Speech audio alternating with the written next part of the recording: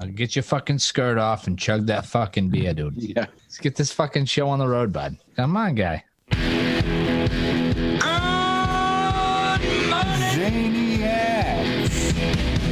Here's a man who's usually wrong, but he doesn't care. Here's a man who Eat things that'll make a billy go You're not rocking with the best. you're not rocking with the best. It's the Eric Zane Show Podcast, and here's your host, Eric Zane.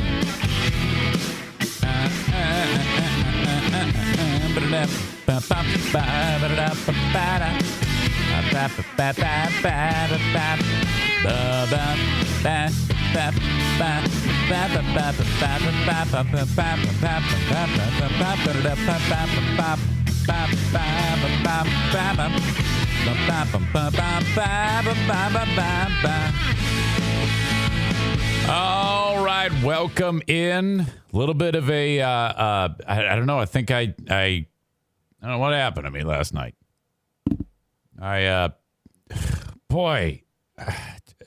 Completely zonked. I was complaining yesterday about, oh my God, I'm exhausted. I'm going to take a nap. Did I? No, because I'm an American and I work my ass off. Ass off is relative. It's not like, climbing ladders, digging ditches or anything like that, but it does get pretty monotonous when you're in the same room for all hours of the day. You become institutionalized, like Brooks from Shawshank. When your work is finally done, you feel like you should be back in here. Okay? Jason Mays, who is in the live chat, he says, you put the Amsoil logo on TC Paintball Thursday's ad. No, that is not true. What I did was I partnered with TC Paintball.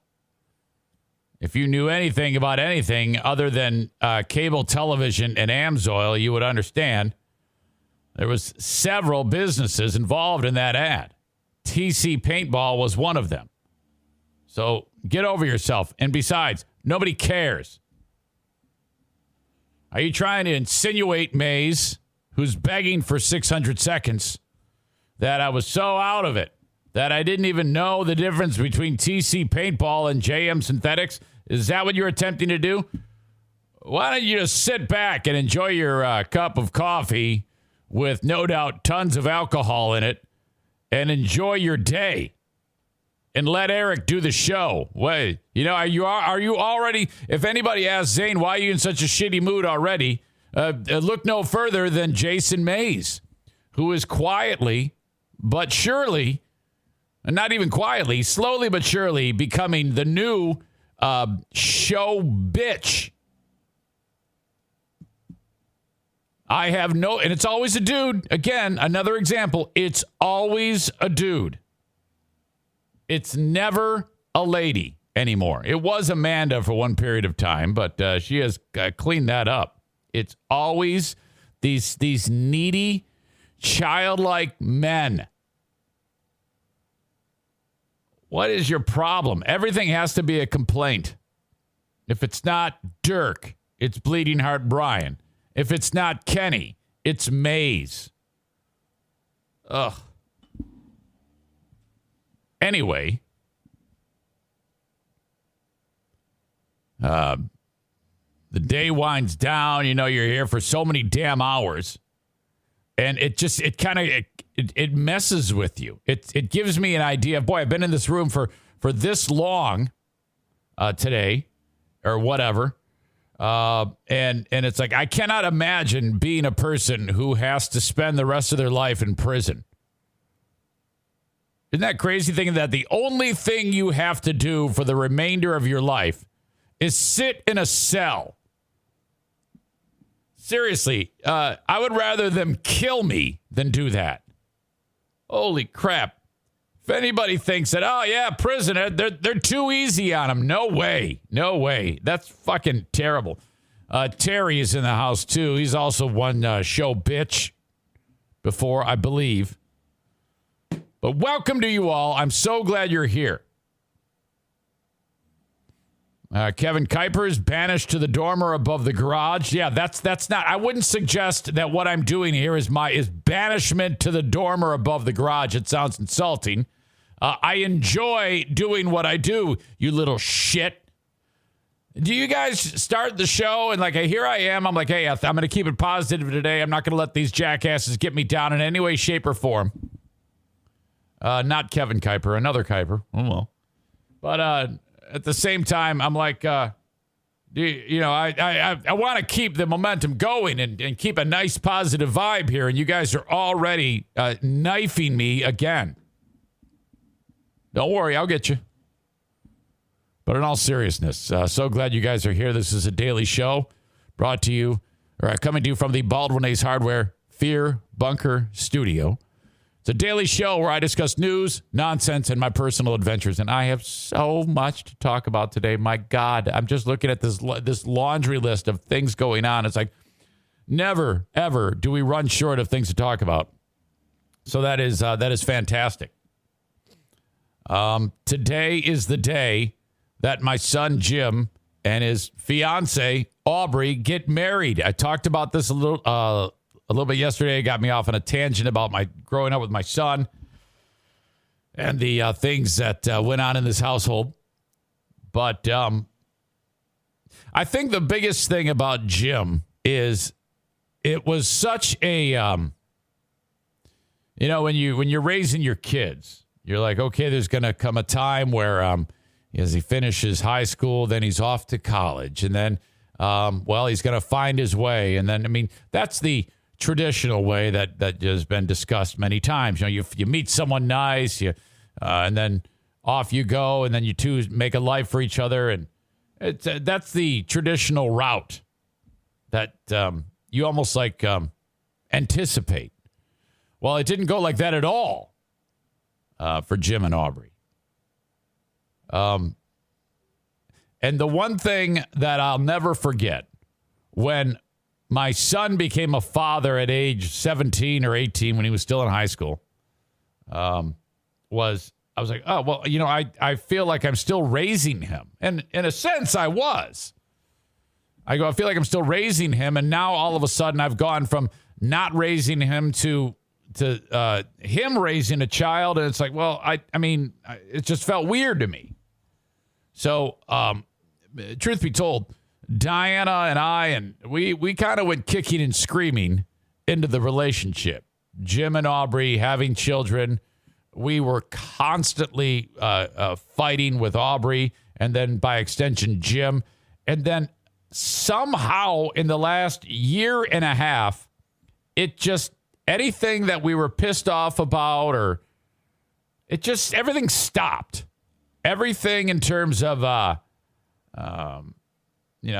not understanding where they're coming from. I don't know. It was like a light switch. We all just started getting along better. And thank God. So today is the day that Jim and Aubree finally get married. Something to be said for a simple wedding, too. Because he says, hey, Dad. He sends me a text. He goes, hey, Dad, we're gonna get married. Oh, okay. No big deal. Nowadays, anytime you look at Facebook, there's a guy on one knee, and then there's 35 photographers around, video, drone shot. It's on the local news. 8,000 pictures of her standing next to him with the ring. She said yes. Huge deal. Just to arrange the engagement proceedings. That alone has a price tag, probably. Get all those people there. Oh, my God. It's a pain in the ass. What a fucking nightmare. And then you have the wedding planning, which I honestly really think everybody should get a wedding planner if you're ever getting married. Especially the first one, because, it's got to be a big deal. It can't just be a simple deal. You got to spend a ton of money. That wedding, the Chaldean wedding that I went to last weekend, was over $100,000 for that wedding. The money. Yeah, I think just because what they're doing is they're going to the courthouse. Some guy's going to come walk. Some judge is going to come walking out. Probably just sentence a bunch of these Ottawa County losers to life in prison. And he's going to come out all pissed off, smoke hanging out of his mouth, glass of whiskey. All right, let's do this. Put your hand on the Bible. Boom. All right, man, wife, kiss. Get out of here. That's it.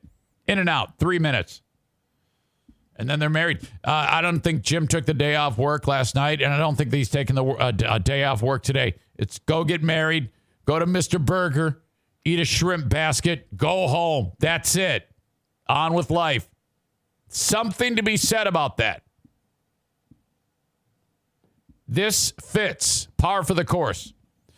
Aubree is very much, doesn't really like a big deal made and does not dig a ton of people. And so that being said, this is the way they want it. And so I, like I indicated yesterday on the show, I don't ask questions anymore. I'm always just like, hey, you want to come over? And it's either yay or nay. And it seems like more and more often they've been coming over, and I'm just very, very happy about that. And we had a great time last weekend going to that wedding. And just, I mean, everything is freaking coming up roses. I'm just so happy. Excellent. The Twitch live stream is brought to you, of course, by Irvine's Auto Repair, Grand Rapids Hybrid. Thank you to them for being part of this. You can follow me on Facebook as well, facebook.com/Eric Zane fan page, also brought to you by Irvine's.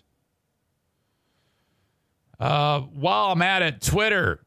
Follow me on Twitter at Eric Zane Show, brought to you by Blue Frost IT and the almighty YouTube. Eric Zane Show on YouTube. Follow the channel, bell notification, thumbs up button. Off you go. Brought to you by My Policy Shop Insurance, the almighty Frank Foss. If you don't know, if you're listening to the audio podcast that I post later that I want you to subscribe to wherever you download audio podcasts, do know that the show is live Monday through Friday on Twitch at 8 a.m. So thank you so much. Twitch.com or twitch.tv/Eric Zane Live. Okay. Yesterday, the Ben and Eric Patreon podcast went down again. Another great time. An epic edition of Bet on Ben. Oh, my God. This went down to the wire. I don't want to spoil it for you. I will post the audio of that a little bit later on. And you can, of course, if you are a $10 Patreon monthly member, you can watch the replay of that. As always, a good time. We had a lot of people in there, so thanks. And by the way, Amanda's no longer blocked. Amanda, you are unblocked. Thank you. It seems so simple when you guys explain it to me. But I blocked her on YouTube accidentally when I wanted to give her a timeout weeks ago. And then she's like, yeah, I want to participate. I was like, well, sorry, you can't. You're blocked. She goes, well, you can unblock me. I go, how? And she goes, well, there's got to be a way. I go, no, there's not. And I never looked. I have no idea. And then in an instant, somebody said, hey, look, dude, there's a link right here. Click on it and unblock her. I'm like, oh, boy. So she's unblocked. All right. Yesterday, I wanted to show you the NFK scaring the shit out of me. And boy, did I screw that up. Okay. I think I got it this time.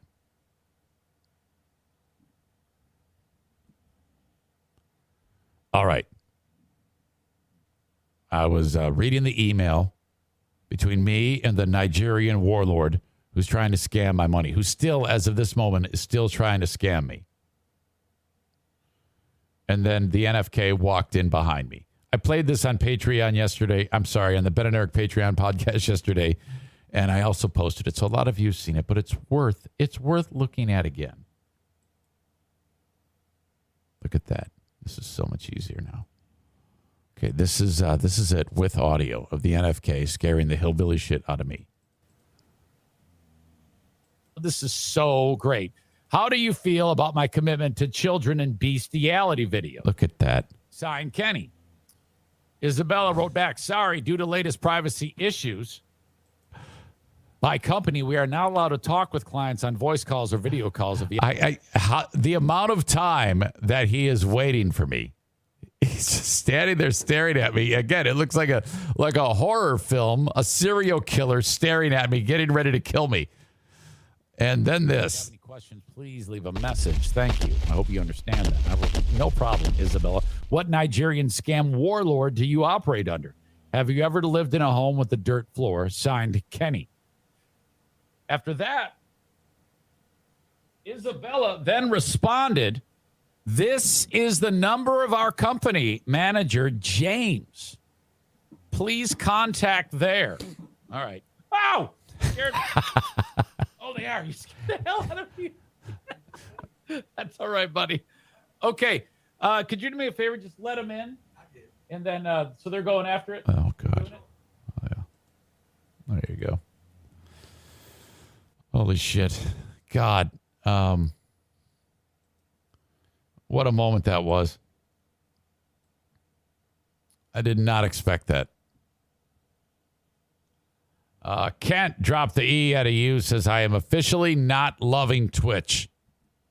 I never get any notifications, even though I have them set up. Meanwhile, if you back up to when this started, the Tarantula Farmer says, Twitch is much better at pushing notifications.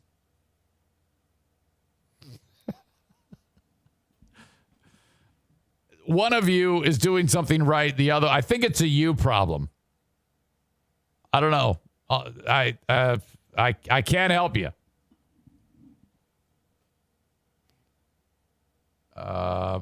When he plays videos like this, is the audio almost inaudible for other people too, or is it just me?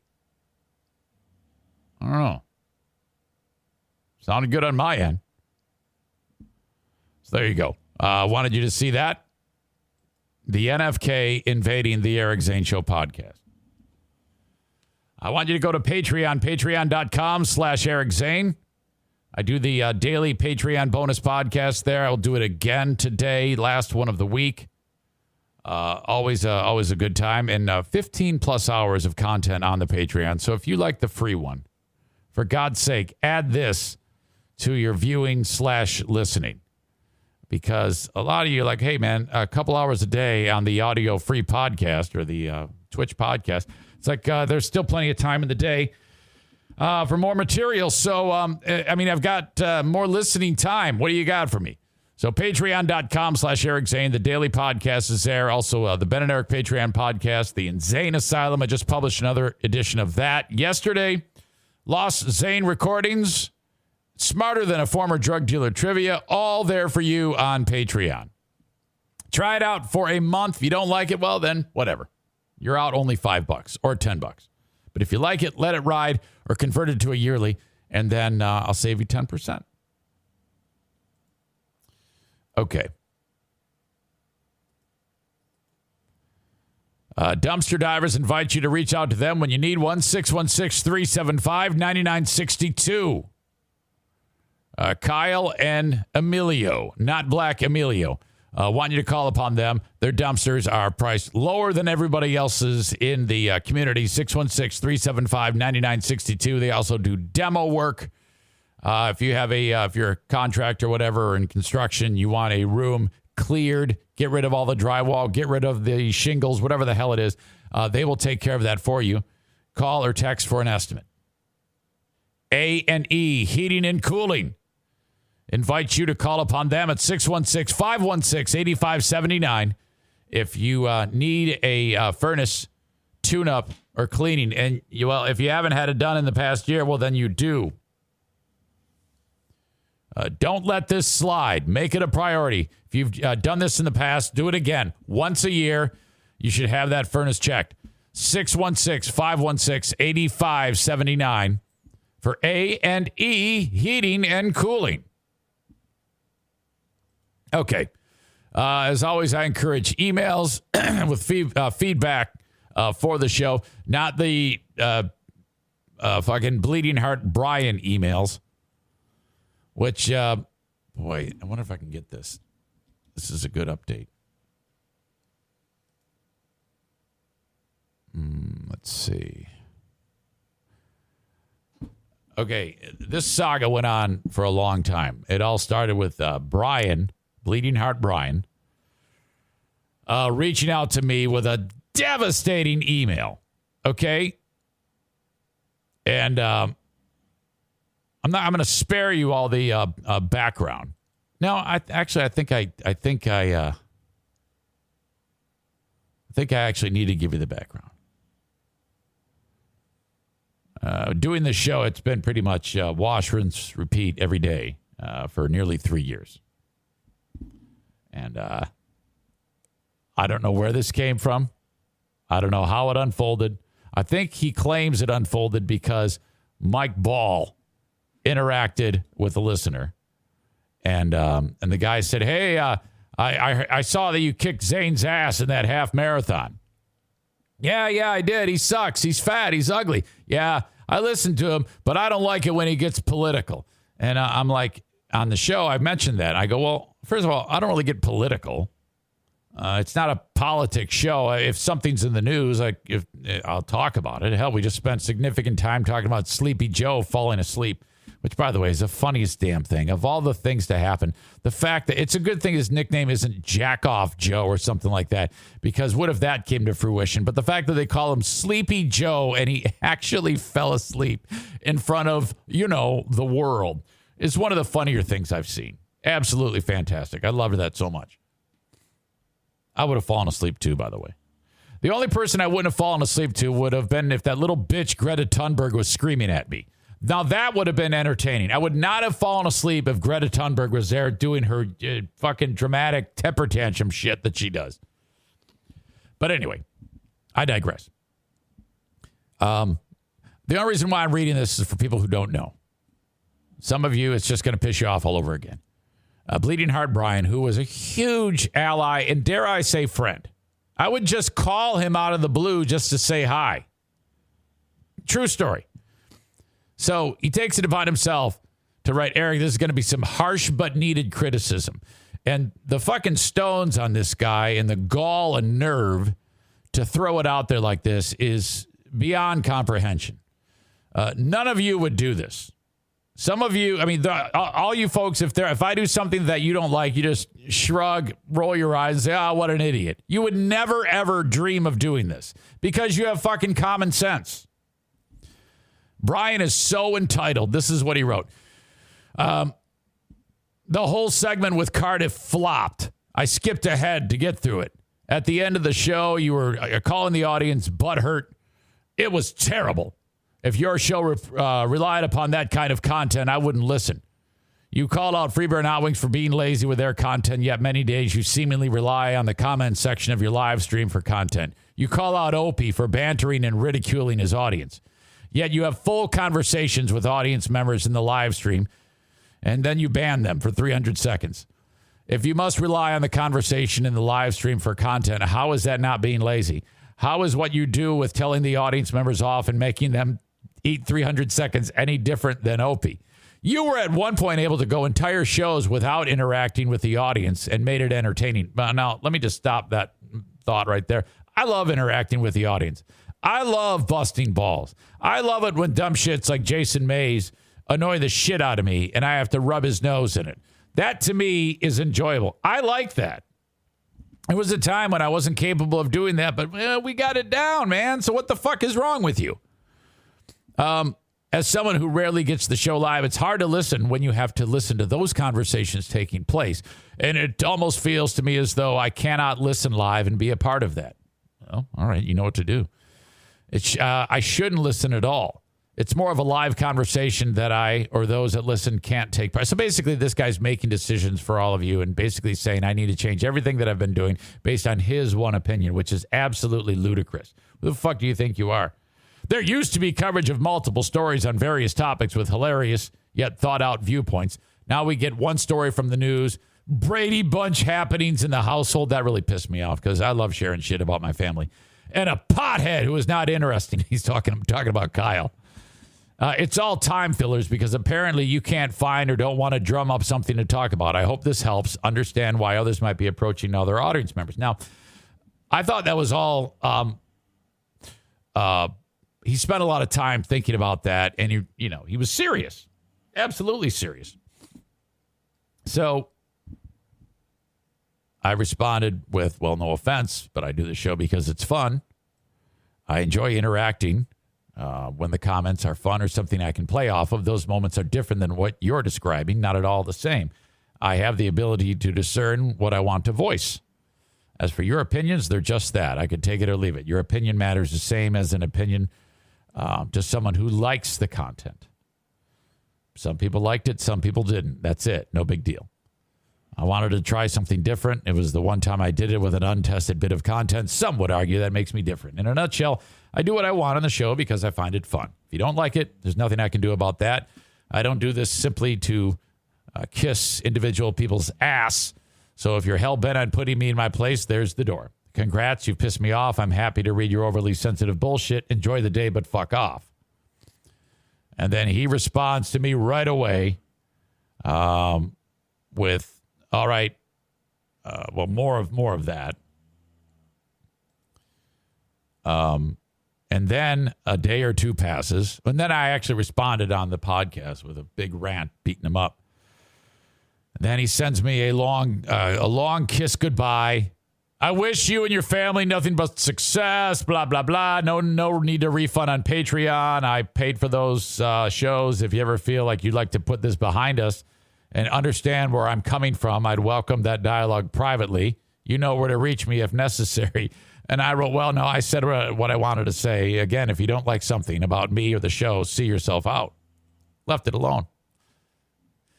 Then this dummy waits a few more days. You haven't heard this. And I've sat on it like, well, how do I want to handle this? And now I'm like, fuck it, I don't give a shit.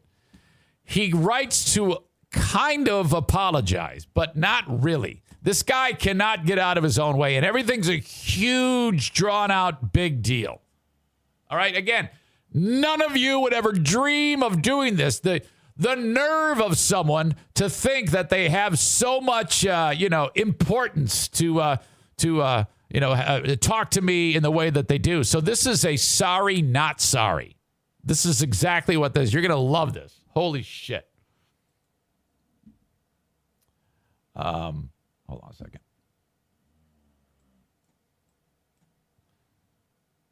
The uninteresting pothead crack was kind of funny. Yeah, maybe. But I don't think he was intending to be funny.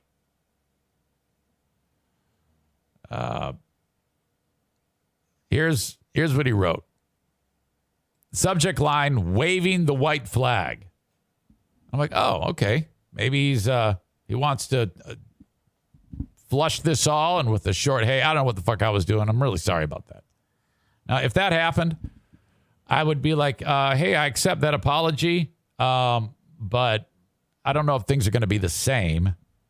You're welcome to enjoy whatever you want, but I'm probably not going to be reaching out to you or anything like that. I mean, forgive, yes. Forget, it'll take a little time, but all right, great. Listen to this shit.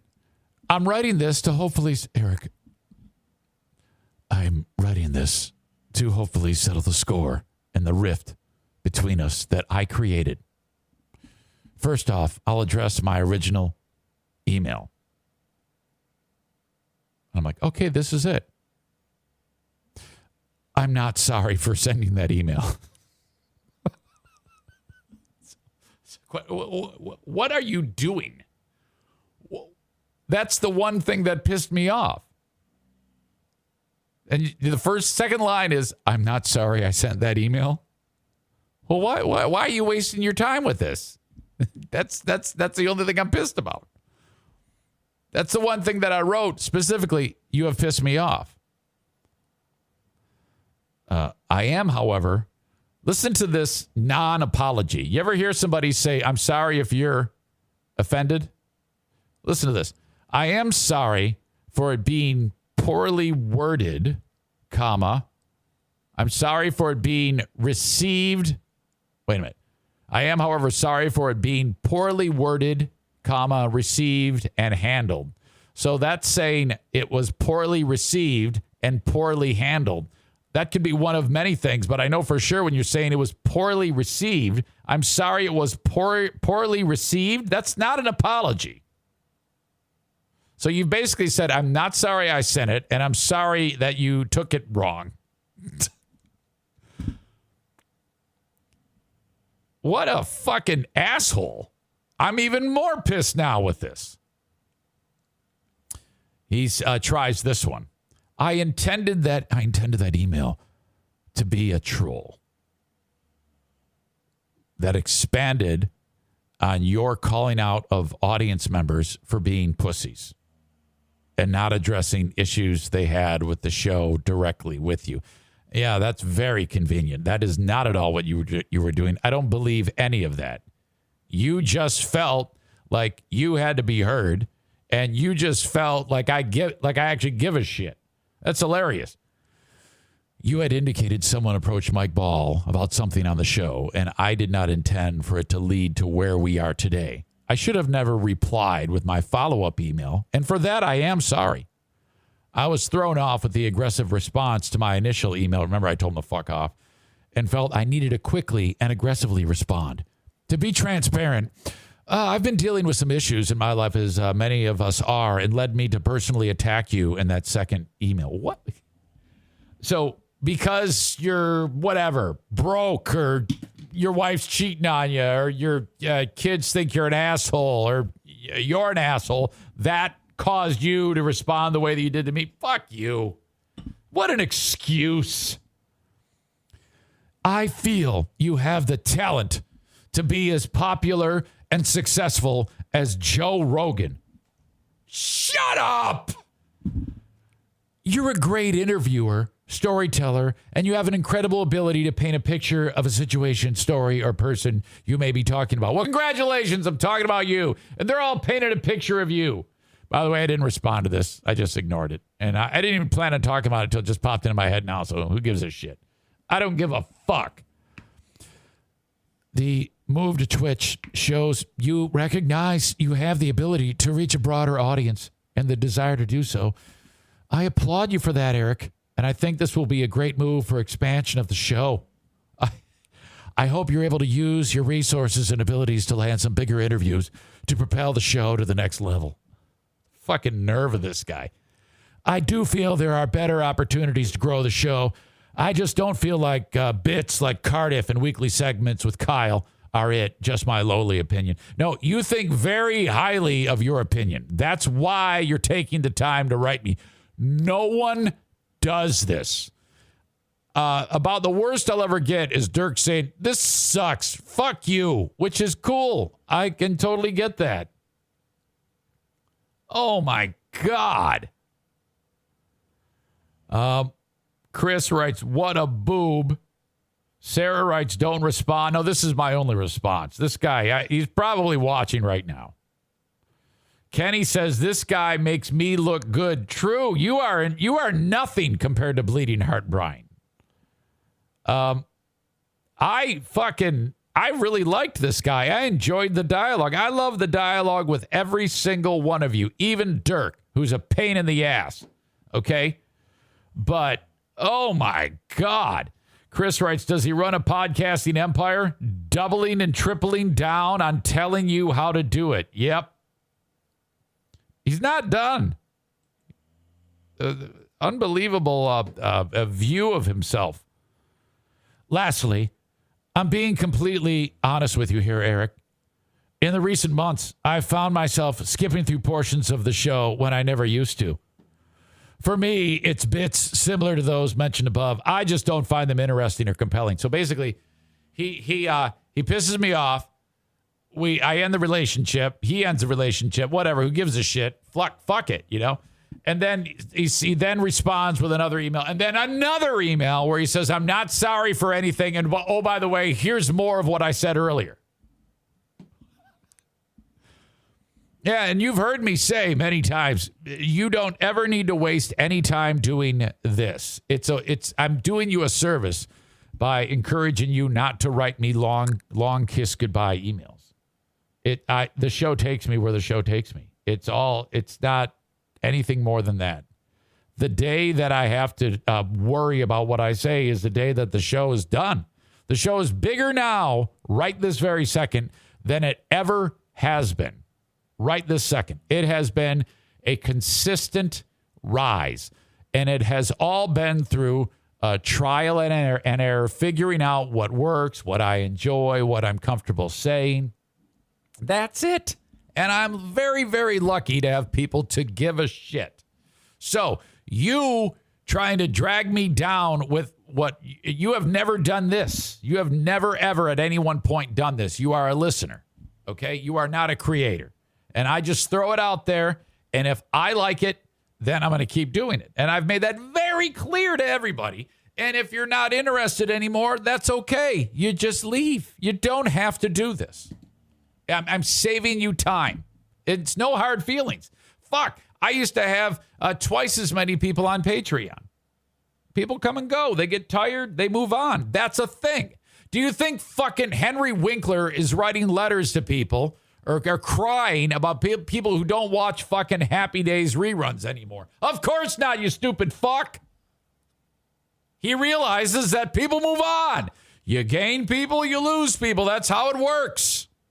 Holy shit. Okay. I don't find this interesting or compelling. For me, once I lose interest in a portion of the show, I seem to zone out for the rest of the show. I do enjoy audience participation on certain things. Nick, Dirk, Kenny, Dean, and the others all have great things to contribute. Well, now I know you're crazy because they don't. They all have great things to contribute to the show from time to time. Oh, God. Everything you say is wrong. None of those losers have ever said anything great, you asshole. For example, if you're talking something related to law enforcement and you call on Jason Schaefer for his view on the topic, it's great. Yeah, well, okay, that's one little segment. But, okay, this isn't the Jason Schaefer show. So I'm not going to go to the audience to be experts on this shit. It happens from time to time if I feel like it or if I happen to think about it, you idiot. I don't always agree, but I appreciate the perspective he presents in those scenarios. Okay, so Jason, I got to put you on the payroll here. Jason Schaefer is my new sidekick. We're going to talk cop stories every single fucking day. It's when the comments go down the road of a full-fledged conversation and you seemingly trying to make sense of it and interject that gets me. It stalls the momentum of the show for me. Well, okay, great. Occasionally that happens. I'll admit that. But more often than not, it leads to something fun. For what it's worth, coming from me, I feel like the Patreon is better suited for the on-the-fly conversational banter with the audience. And as for me seemingly attacking your stories about the family matters, I was not. I was trolling you. Yeah, anybody who says that after they give you a big fucking punch in the nose and they get their nose rubbed in shit, all they say is, yeah, I was just trolling. No big deal. That happens all the fucking time. I do that. If I piss somebody off, I'm going to use that excuse. Oh, yeah. What? Oh, you didn't like it when I said you're a degenerate fucking asshole? Oh, yeah, I was just trolling. I didn't really mean that. That's what a child would say. I love the stories about Diana, the dogs, and the kids, and, of course, Meathead. Some of the NFK was a little much, but it's those times I understand. It's part of your life story, and I've grown to appreciate all you do for him and others for that matter. What an idiot. In closing, I'd like to say I hope someday you can look past this moment. I also understand you're not obligated to, and I'll have to learn to accept that if that's the case. I've always admired the good you do for the community, the audience, your sponsors, and, of course, the family. I've always respected and appreciated your opinion on issues, whether I agreed or not. Thanks for the many laughs and memories. Bleeding heart, Brian. Ugh. What a twat. Can you believe this guy? Kenny writes, man, and I thought I was long-winded. Corey writes, I was just joking. God. Man. Well, there you go, Bleeding Heart Brian. I hope that settles it for you. You are officially more of a twat now than you were the last time you wrote one of your stupid fucking emails. Go be miserable on your own. You are the all-time worst. Every single person on this show hates you. Man. Ugh. Yeah, hey, I just wanted to let you know that I'm not sorry for what I sent you. In fact, here's more information about how I feel about how I'm not sorry. Why do you... Okay, this is why you're a loser. Because you spend hours upon hours crafting emails like that. Go live your fucking life. Leave me alone. Now, with every good, there's bad. I should say with every bad, there's good. I screwed that up. Parker writes this. This is concerning a comment that I made the other day. I take it back. I have to sit on this. I cannot read this email because this person asked me not to say their name. So I am not going to read this. Boy, I feel like an asshole. I can promise you, because this person listens 2 days after, because he catches up on the audio podcast. He probably just pissed himself because he said, oh no, he used my name. Don't worry, I'm not going to read it. Because at the end of it, it says, please don't use my name if you decide to share this. I am so sorry. Well, I'll have to come back to that on a later time when it's a little bit more murky, or perhaps on the Patreon. But I don't want to break the trust. That would be terrible. Sorry. It's a little blue ball for you. Let's talk something that's making me happy. So happy. Happy, happy, happy. Can you guess what I'm happy about today? Hey, hey, hey. Can you guess? Can you guess? Can you guess what I'm happy about? Can you guess what I'm happy about? Can you guess what I'm happy about? Mandates, mandates, mandates, mandates. Come in, mandate, mandates, mandates. You're gonna get a mandate. Gonna get a mandate. Gonna get your mandate. Yeah, yeah, yeah. Get your ass vaccinated. Get your ass vaccinated. I am so happy that you stubborn motherfuckers are, well, boy, this is going to put a real crimp in your plans, isn't it? 85 million Americans, 85 stubborn motherfuckers are now faced with a little bit of a wrinkle in the plan, aren't you? You thought that you had it all covered. All you had to do was go, nope, I'm not going to do it. And you could sidestep the thing that everybody knows deep down is absolutely good for you. And that is a vaccine. And you stubborn motherfuckers have continued to go, nope, I'm a patriot. Blah, blah, blah. I have rights. I'm a blah, blah, blah, blah, blah, blah. All right. Well, the requirement now is if you work for a company 100 people and over, Dean, don't worry, you're not included in this. Working under the table, feeding a horse doesn't qualify you for getting the mandate, but that's okay. Well, we'll pick up the last scragglers further on down the road. All right? But for all of you other hard-headed morons, oh boy, what the fuck are you going to do? Here's how it is. In Michigan, this is going to affect 2 million workers. 2 million of you stubborn shitheads. And for the rest of the people around the country, it's totaling 84 million of you are going to be affected. So if you work for a company that has more than 100 people in it, guess what? You have to get vaccinated. If you don't, you have to get tested every week. And if you don't do that, your employer is going to be fined. Big fucking money. You can't be fired for it. But you know what? If I have a company with 101 people and some stupid shit named Dean works there and he gets me a fine of $14,000 because his stubborn ass won't get either vaccinated or refuses to a weekly test or refuses to wear a mask, oh, you better damn well be sure I'm going to establish a paper trail on this dick and he's going to be out before you fucking know it. So this is sweet. I am so stoked about this. Okay, so this is an MLive story. It's based in Michigan, but it applies everywhere. So all you jackasses, some of you are like, oh, we don't qualify. Hang on a second. Relax.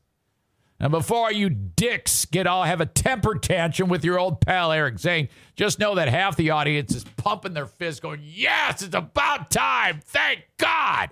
All right, and I'm with them. I have been very clear where I've stood on this from the very beginning. The Occupational Safety and Health Administration detailed how and to whom the new rule applies in the COVID-19 vaccination and testing emergency standard released on Thursday. Since the announcement of the mandate in September, these requirements have reduced the number of eligible unvaccinated workers by 40%.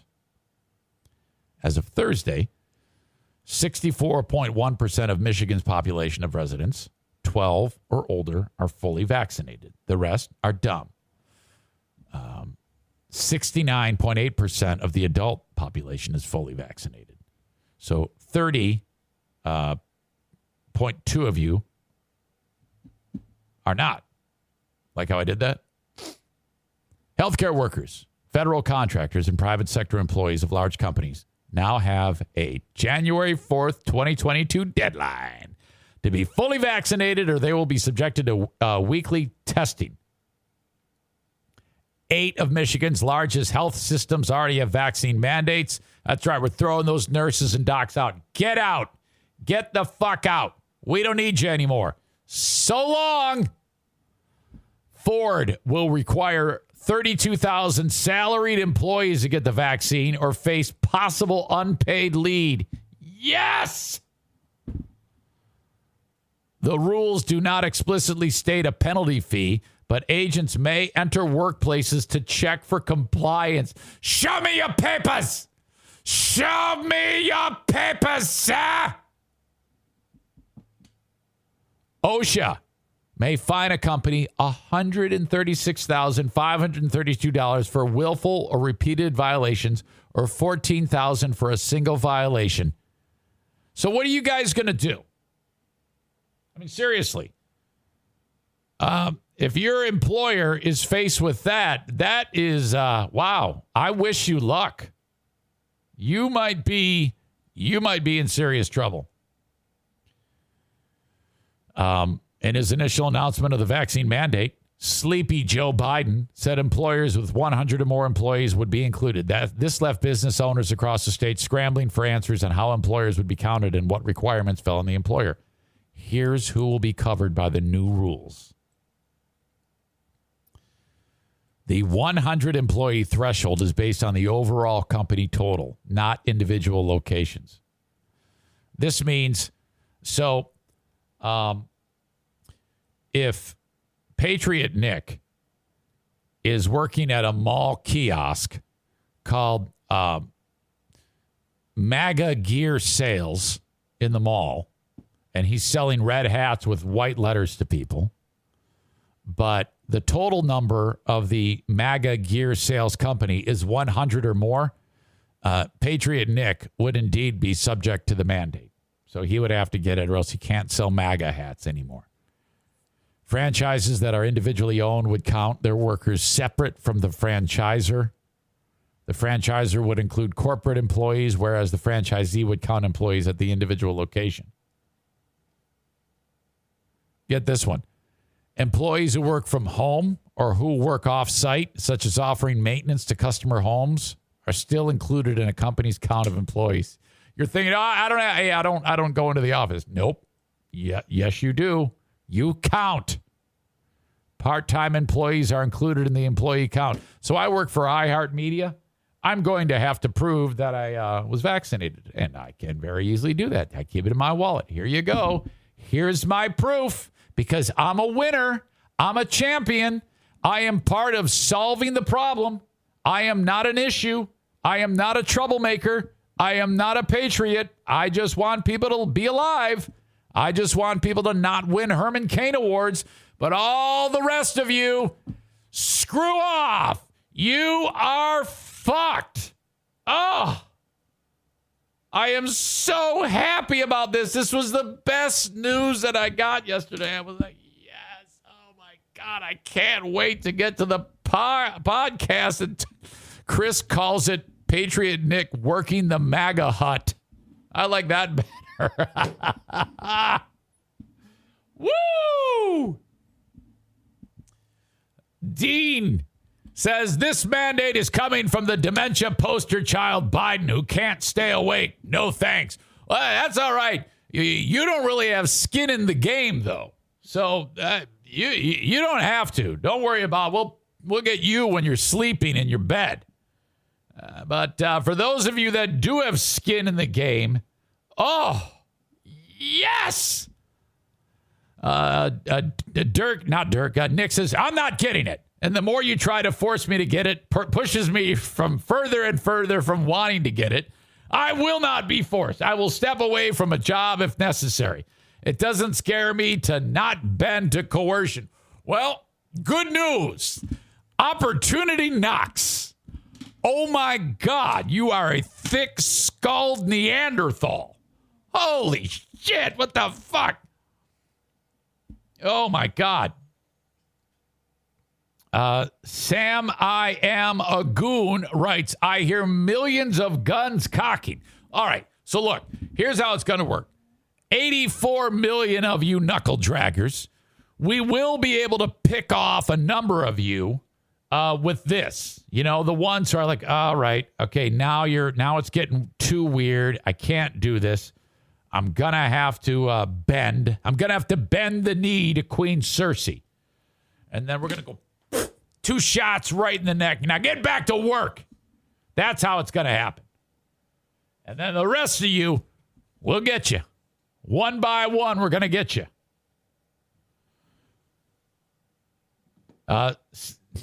Savage Sack Lunch writes, this is what happens when little kids don't listen. The adults have to start making rules. Brian in New Jersey, not Bleeding Heart Brian. He's in Michigan. Brian in New Jersey writes, I can't wait to hear Eric complain when nothing is on store shelves, services are slowed, and he can't get what he needs to run the show because of further work shortages. Dude, I am prepared for that. That would make me happy as long as we're getting more and more people vaccinated. It may happen. Yes, I'm prepared for that. But at the end of the day, it's still the fault of all you idiots. All I'll do is lay blame where it's supposed to go.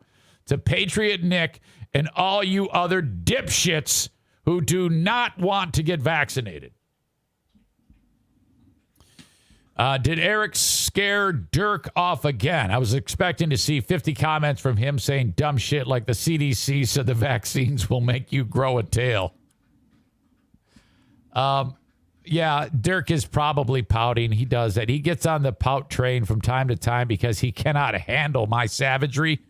Because every single time, because Dirk, he does this. He gets a bug up his ass, and then he sends me text after text. PowerPoints from the Blaze and Alex Jones' website and whatever QAnon conspiracies pushing on me and other crazy shit. And I'm like, yeah, dude, I don't give a shit. No, JFK Jr. is not coming back. Fuck you. So, and then I lay waste to him, and then he sends me PubMed articles, and then I call him a dumb shit, and then he pouts, and then he vanishes from here. He tries to punish me. He tries to go away, but he can't stay away because I piss him off so bad when I make so much sense about these vaccines, which you're all going to get. You're all going to get it. You see? And now this silence by you is going to make for that more dramatic of a scene.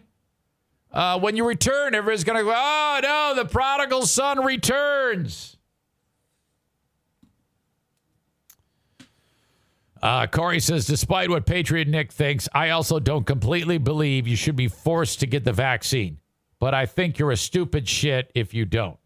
Well, I agree with half of what you said.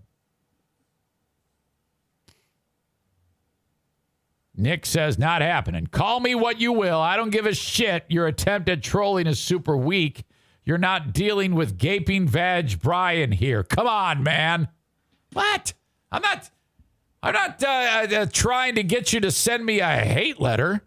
I'm just letting you know that look, I'm just the messenger. I didn't make it so that all of you dumb shits have to get vaccinated. 84 million people are now faced with a real decision you're going to have to make here. This is serious shit. So if you're prepared to walk away, just walk away, Renee. We play that on the oldies station. Hey, that's between you and them. I'm just letting you know that this is what's coming down the pipe. Okay? You have to get all your vaccinations to live on a college campus as well. It's nothing new. That's true. You know, I mean, that's all. This has been, happening for decades. We're starting to get long enough that people are like, hey, man, this vaccination is 100% safe. It's been proven time and again. And 30% of the country has like, no way, I'm not doing it. Okay. See if there's anything else in that article that's interesting. I can just imagine Patriot Nick and the boss calls him in and says, hey, we just got a $14,000 fine because of you. Oh, man, that would be, can you please do Facebook Live, Nick, when you are faced with that meeting, when the boss says that he just got a $14,000 fine because of you? Would you please live stream that? I want to see that. Independent contractors not included in the count. Minors are subjected to all the same standards, although they may need parental consent for vaccination or testing. I think we need a mandate in order for kids to be educated. So the kids can't go to school until they're vaccinated. We just made it so that the really young kids can get vaccinated. So let's make it so that, because this is win-win. Because if you think about it, the only kids who aren't going to be vaccinated are going to be kids who have dipshit parents. So they're probably dipshit kids. And that means smaller class size, more money for those smaller classes because the ratio is down. And, the stupid kids get left behind as well as they should be. Okay, slowly but surely, this is going to lead to an extinction of stupidity. And this is all good.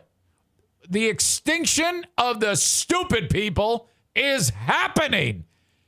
Yes! I'm so happy. Oh. Vaccination status of employees does not change in employers' count. For example, if 180 of 200 employees are vaccinated, the mandate still applies.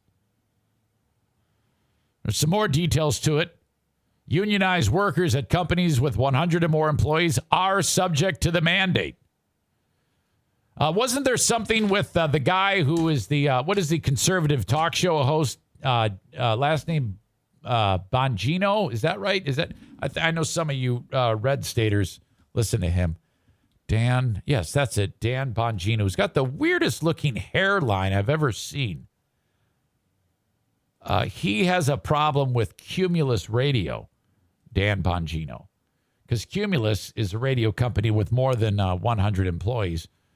And so, what a stupid looking dude. Ugh. He says, hey, I'm vaccinated, but there shouldn't be a mandate. And Cumulus is, I guess, wiping people out who aren't vaccinated, that's the best move they've ever made. Bongino returned to his Cumulus Media radio program Wednesday and announced he will be starting a fund to help those colleagues of his who have been let go because they wouldn't get vaccinated. I'm creating a fund for these employees who were let go in a rather pathetic, disturbing fashion, I might add, and I'm going to highlight their stories. I'm going to put $250,000 of my own money in that fund. I'll keep you updated and show you the receipts. I owe you that. A very nice gesture, but, I mean, let me know in a year how that's working out. So that's kind of a big deal. Last month, Bongino declared on his program that Cumulus could either have his show or the vaccine mandate. You can't have both. Though he is vaccinated, the conservative pundit takes issue with the decree. As Inside Radio reported last month, numerous Cumulus employees have been left or let go since their mandate was made in August. So I'll say this again. I'm not going to let it go. Cumulus is going to have to make a decision with me if they want to continue this partnership or they don't. But I'm talking to you on the airwaves. They don't have to let that happen, and I wouldn't mind if they didn't, because it's really unfortunate that people with a lower profile than me who don't have 300-plus stations have been summarily, how do you say that? Either shown the door or been put in really untenable circumstances because they simply wanted to make a medical decision by themselves. Well, there you go. For this, I agree with Cumulus. I support Cumulus in letting those anti-vaxxers go. All right. So, are we clear? That is a big deal. Mandates coming your way. All right. Irvine's Auto Repair Grand Rapids Hybrid and EV bringing you the Twitch stream. Their phone number is 616-532-6600. If you are in West Michigan, bang on their door to get your vehicle fixed. You'll have extra time because you won't be working, so you can finally get that car fixed. Again, don't be mad at me. I did not make the rule, okay? I'm just a guy who wants you to stay alive. In the end, that's all that this is. I just want you alive. We have gone way past the niceties. As our great president, Sleepy Joe Biden, said, my patient is wearing thin. So go get your shot. For fuck's sake. What are you doing? 616-532-6600. While I'm at it, the Mario Flores Lakeshore team of Van Dyke Mortgage. 231-332-6505. Mortgages anywhere in the U.S. with the exception of South Carolina, Maine, Alaska, and Hawaii. 231-332-6505. Thank you, Van Dyke Mortgage. And the managed IT service provider for the show. Just reminded myself, I got to pay them. I got to pay everybody. I got to pay Ben, my one employee, contracted employee, and I got to pay Blue Frost IT. What I do is every month I pay Blue Frost IT a handful of dollars, and they are my insurance policy. If I get hacked, something goes wrong, my tech blows up, I call them. You can do that for your small or medium-sized business. Reach out and get a quote. 616-200-8550 for Blue Frost IT. All right. Terry says, I'm happy that you're happy. We'll have to see how this plays out. Amanda says, God, that was a great Ben and Eric Patreon podcast last night. We had a ball. Holy shit. The game between Ben and Jason Terry, Bet on Ben, alone was worth the price of admission. Concerning the last rant, Patriot Nick writes, I'm gonna laugh so hard when the country shuts down because of these mandates. You see, that's the problem with you guys, people like Nick. Okay? You look into your Nick crystal ball, and you're like, this is going to happen. I have seen the future, and this is going to take place. None of you have the ability to do that. I don't. You don't. All I can do is take what I'm presented with and discern and decide and consider the possible outcome. And this is true. If you choose not to get vaccinated, these are your options. 1, die. 2, horrible illness that might affect you for the rest of your life. 3, make a very bad day for your employer. 4, you'll get vaccinated. 5, you'll be tested weekly. 6, you'll be wearing a mask at work. Those are all things that will be the result of what I'm telling you now. Okay? You can't sit there and throw out Nick's crystal ball bullshit and think that you got it all figured out. Okay? You're just, speculating. And you're talking out of your ass. Holy shit. All right. First time chat from Turn 7123 says it won't happen. I guess we're going to have to see. Brian says these are all possibilities. If you do get vaccinated too, you can still catch it. Oh, absolutely. You can still spread it. Not as bad. And you won't get as sick. You won't get as sick. You're probably not going to die. And you're probably not going to spread it as bad. That is a fact. Vaccination is the key. So are you telling me that the population is better off? If you took, Brian, you're such a dumb shit. Brian in New Jersey, if you took 100 people and sprinkled COVID on them, 100 people who are not vaccinated and 100 people who are vaccinated, and sprinkled each group with COVID, are you suggesting that the ones who aren't vaccinated would be better off? That's just silly, and you know that. Now, I want you to quit trying to suggest that group of 100 people with COVID sprinkles on them would be better off than the ones with a vaccine. Okay? Now, knock it off and quit trying to do what you're trying to do.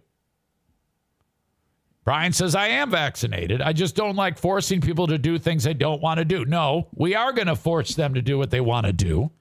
Because if we don't, more people are going to die. What is it going to take to get that through your thick fucking head? You fucking knuckle dragger. Jesus. Holy shit. Quit being dumb. My God. All right.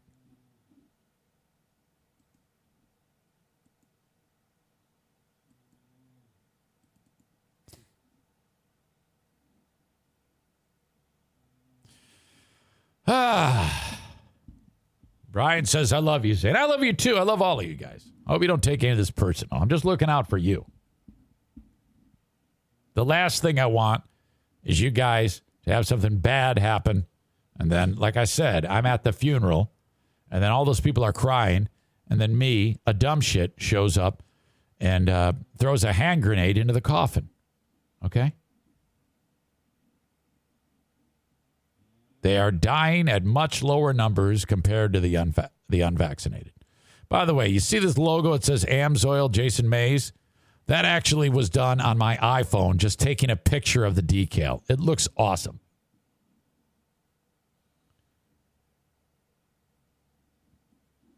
Sam I Am a Goon says, hey, Zane, let's go tour the area hospitals and see just how bad it is. You know, the empty ERs around here are really struggling with the Rona. So are you suggesting that your walk through the hospital is all it's going to take to reinforce to you that you don't need a vaccination? Oh, forget the last 2 years. Let's go on a field trip to the hospital. Holy shit. What the fuck is wrong with you? All right. I have an update on Henry Ruggs III. This was the guy who slammed his Corvette Stingray at 156 miles an hour into the back of that lady in Las Vegas. The thing blew up, caught on fire. She's in there with her dog, and then that's it. Well, there is some footage that exists of him on the side of the road crying. This is horrible. Video, I'll link it up in the show notes of the podcast, the audio podcast, and I'll put it on the website, ericzaneshow.com. Video shows Henry Ruggs sobbing at Las Vegas crash site as the victim's car burns. Oh, no. Oh, my God. Shit. You know that there's got to be actual video of the impact here. I mean, my God. Former NFL first-round draft pick Henry Ruggs III. And by the way, this happened at, he got shit-faced at the Top Golf in Vegas. And I just heard from Megan from Irvine's Auto Repair Grand Rapids Hybrid. They happened to be at the Top Golf yesterday hitting balls. That's where the guy was. And she goes, yeah, we got an Uber. Of course, you have sense. He was in the clip. He's sitting in the street with the girlfriend sitting next to him, crying. His girlfriend is Kiara Kilgo Washington. She's begging bystanders for help. Fuck! Stop yelling! Ruggs screams at her at one point in the recording, which shows his damaged vehicle and the Toyota RAV4 crashed into completely engulfed in flames. Prosecutors say Ruggs is flying at 156 miles an hour on his way home in Sin City early Tuesday before crashing into the back of the RAV4, killing Tina Tinter and her dog. Blood alcohol content 0.161, double the state's legal limit. The clip pans around and shows Tinter's car raging on fire in the background. There's people everywhere with their cell phones out. For once, I mean, you see people doing that, and they, there's nothing they can do for her. This is before any cops or EMT have gotten there. The woman is heard off camera yelling, "Someone, please, can you get help?" The clip shows a witness telling a cop the man involved in the crash is Ruggs, who owns a $1.1 million home in a neighborhood not far from the scene. That's Henry Ruggs right there, the man said. He plays for the Raiders. Kilgo Washington screamed that Ruggs had been knocked unconscious, even though Ruggs can be heard sobbing in the background. Several witnesses are also seen with their cell phones out as Kilgo Washington keeps pleading for aid. "Can you get help?" she said. They're coming, one man replied. He later said, the guy was said, they're coming. When the cops show up, he points and says, "It's their fault." Police said Ruggs was spotted elsewhere partying. They said that actually when he hit the car, he was down to 127 miles per hour. He then yelled at the cops as he refused to take sobriety tests. The woman underwent surgery Tuesday for a severe arm injury. She had uploaded footage of Ruggs at Topgolf the day before. God dang it. Just like that. Holy crap.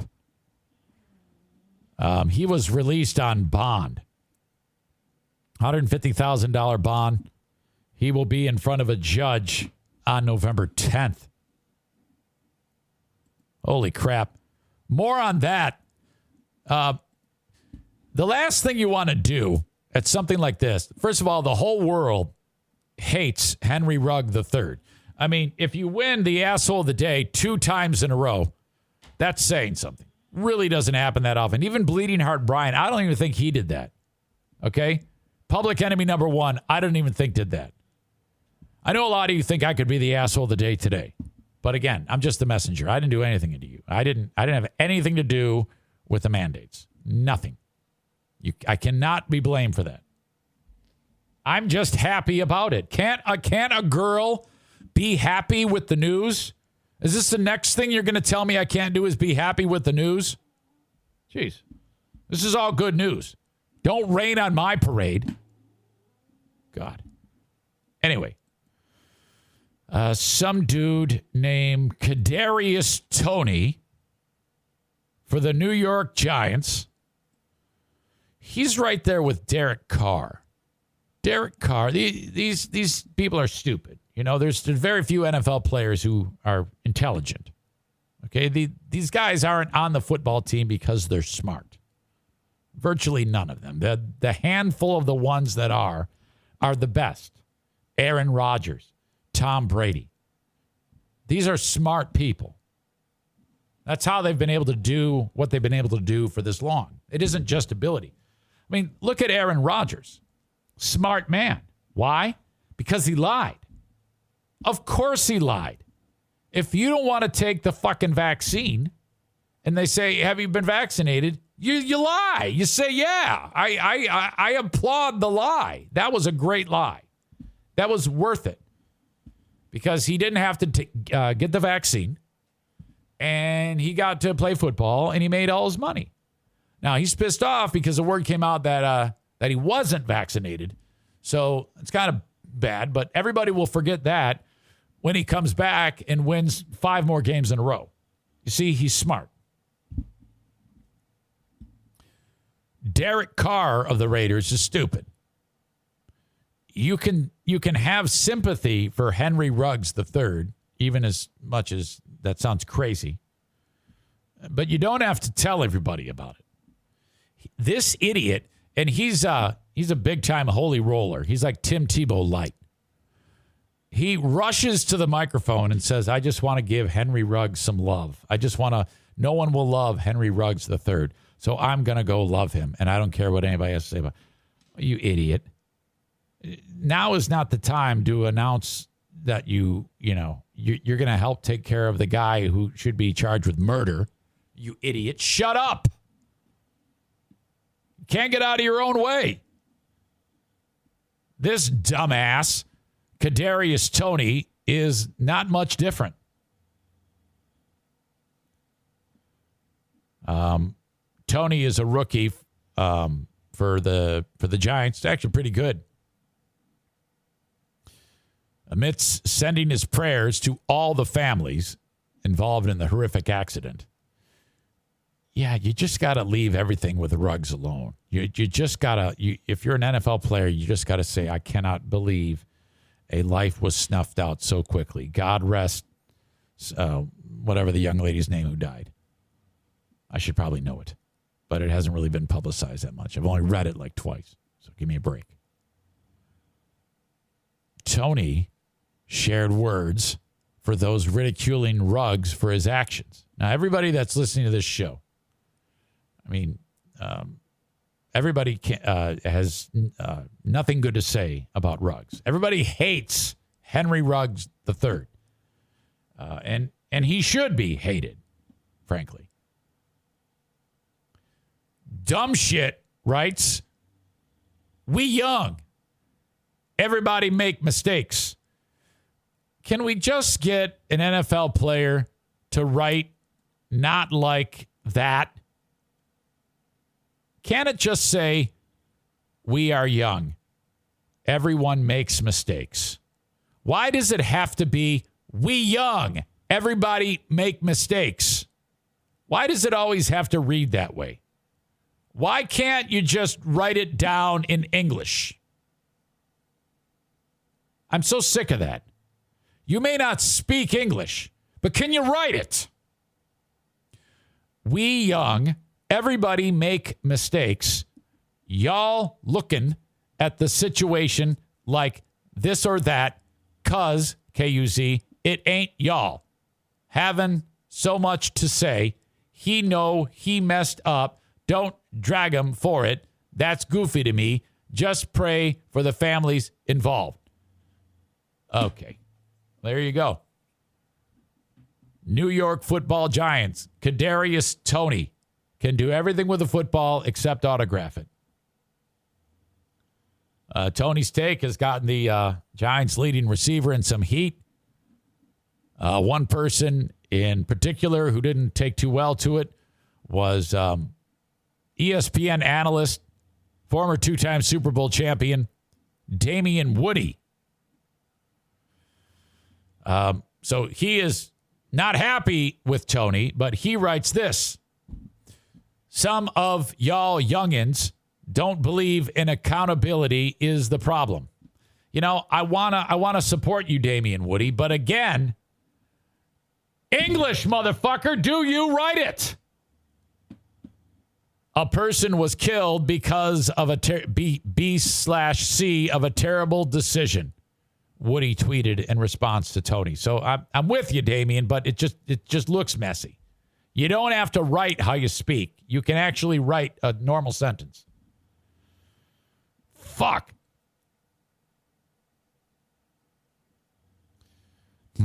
So there you go. More on this shit show. What a disaster. Horizon Hydroponics, in addition to Bennett Flooring, invites you to bang on their door if you're growing anything indoors. HorizonHydroponics.com, HORIZEN Hydroponics.com. They can ship their products anywhere in the U.S. and save you 10%. For orders $250 and more, I want you to use the coupon code Zane Show at checkout, and you will save 10%. Also, if you're local, you can order it and pick it up. They've got 4 local locations: Alpine and Grand Rapids, Byron Center, Lansing, and Kalamazoo. Thank you to my friends at Horizon Hydroponics. While I'm at it, My Policy Shop Insurance. Thanks to my friends at My Policy Shop Insurance. BuyInsuranceHere.com is the website that you go to. Fill out the form. Cardiff would want to get insurance since he's no doubt self-employed for under the marketplace guidelines, healthcare.gov. I can see you, Cardiff. Healthcare.gov. And Frank Fuss will help you out with everything you need to know in order to get your insurance appropriately. 616-914-4070 for My Policy Shop Insurance. Thank you, Frank the Tank Fuss. Where's my rate on return sign? Cardiff. And then, of course, Full House Comedy. FullHouseComedy.com is where you want to go for comedy shows appearing locally. FullHouseComedy.com. Profit, rate of investment, growth, return. These are all things you can get with the Eric Zane Show podcast. Isn't that right? Election news. First of all, I want to get into the story about, I've been meaning to get into this all week, and it hasn't happened. And I'm just glad I'm talking about it now. So the QAnon people, which the extent of my knowledge on QAnon is guy walking through the Capitol, QAnon shaman, and the thought that there is a sex trade going on in the White House or whatever the fuck, and the cabal, and they're going to die, and crazy people, and Q, and Trump, and whatever. Conspiracy theories.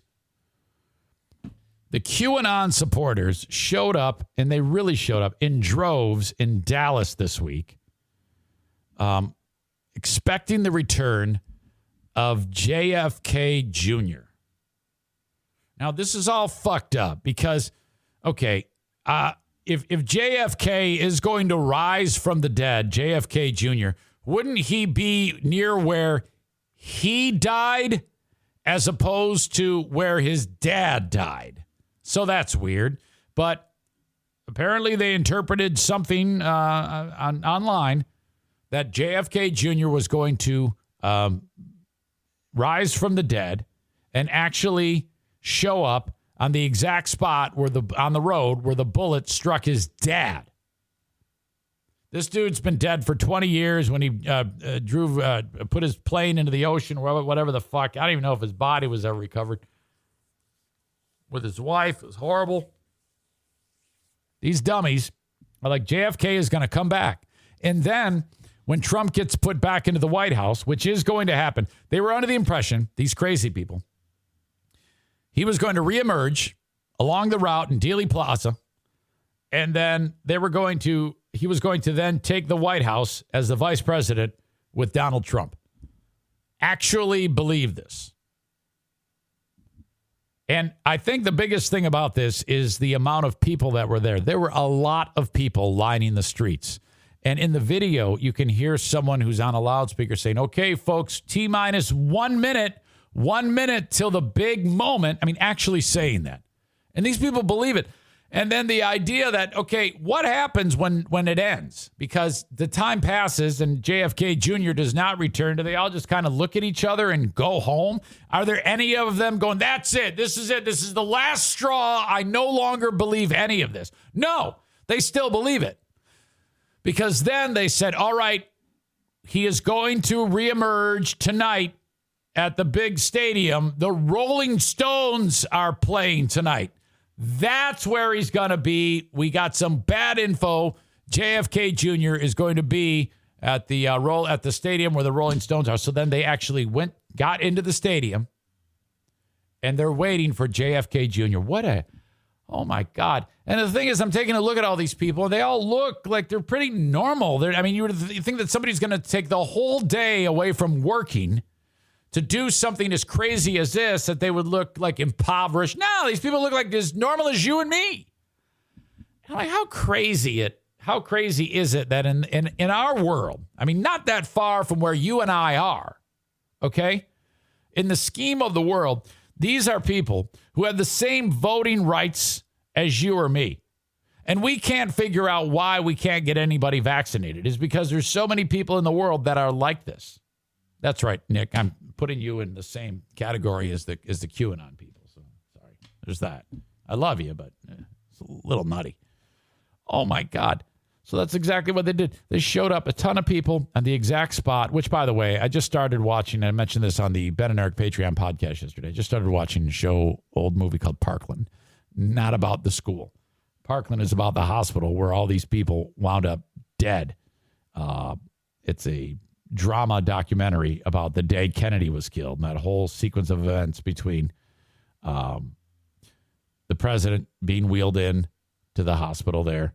And they did it like shot for shot, how it all went down when Kennedy was killed. And my God, talk about an anxiety attack. I've figured out I cannot watch anything that results in either an animal in peril, whether it's a film, a real TikTok video, or even the videos on the dodo when they say watch a scared stray dog malnourished be nursed back to health. Even because when I see the malnourished dog, I said nourished, malnourished, the malnourished dog, I get so sad I can't handle it. I have an anxiety attack. Anytime I see a person suffering, I just can't take it. It's getting worse by the day. They're sitting there working on JFK with his head blown off, and he's got a heartbeat. They bring him into the hospital. He's got a heartbeat, and all these docs are trying to save his life, doing all this shit to him. And then Jackie comes up to the doc and or to the lead nurse and goes, "Here," and she hands him his head, like a big piece of head and a big piece of brain. She's holding on to it the whole fucking time. This actually happened. She goes up to the nurse. She says, "Excuse me, here you go." And the nurse goes, "What?" "Oh my God!" And the nurse gets like one of those metal bowls and goes, yeah, just put it right here. We'll just put it right on him." And he clink, puts it down in, and she's like, "Oh fuck, man." And then finally the priest comes in and he goes, "All right, man, I don't think this is gonna work. Give him the last rites." And then he goes, "All right," the lead doc goes, "I'm calling it 1 p.m. Oh my God, it was horrible. You got to see this great piece of drama. Zac Efron, Billy Bob Thornton. Who's the guy that played WNBC? He played Pig Vomit in the Stirred movie. What's his name again? Paul Reiser. Paul something. Fuck, what is it? WNBC. Fuck. Paul, we can't continue the podcast. Kenny writes, quote, "It was horrible. You got to see this." Well, some of you aren't grossed out or sickened or have an anxiety attack when this happens. Aram says, you talk about shooting deer all the time. I don't want to kill the deer. You fucking crazy? Paul Giamatti, motherfucker. Love that guy. He's so good. He plays Abraham Zapruder, the dude who shot the video. And by the way, you never see the real footage of Kennedy getting hammered. You just see Giamatti holding it up like Zapruder, and then you hear the shots and goes, and then like, oh, what? And then he like freaks and goes, oh my God, they killed him. Oh my God, they killed him. Incredible. So good. All right. I know ADHD today. Speaking of election news, this story, I loved this story so much. Oh my God. You see, I'm not as we all know, I'm not a Democrat. I'm not a Republican. I'm not a libertarian. I'm not a Green Party member. I'm not any of your dumb fuck parties. I am the fucking stone cold truth, motherfucker. So when I see this story about this dude in Jersey who just became the highest ranking state Senate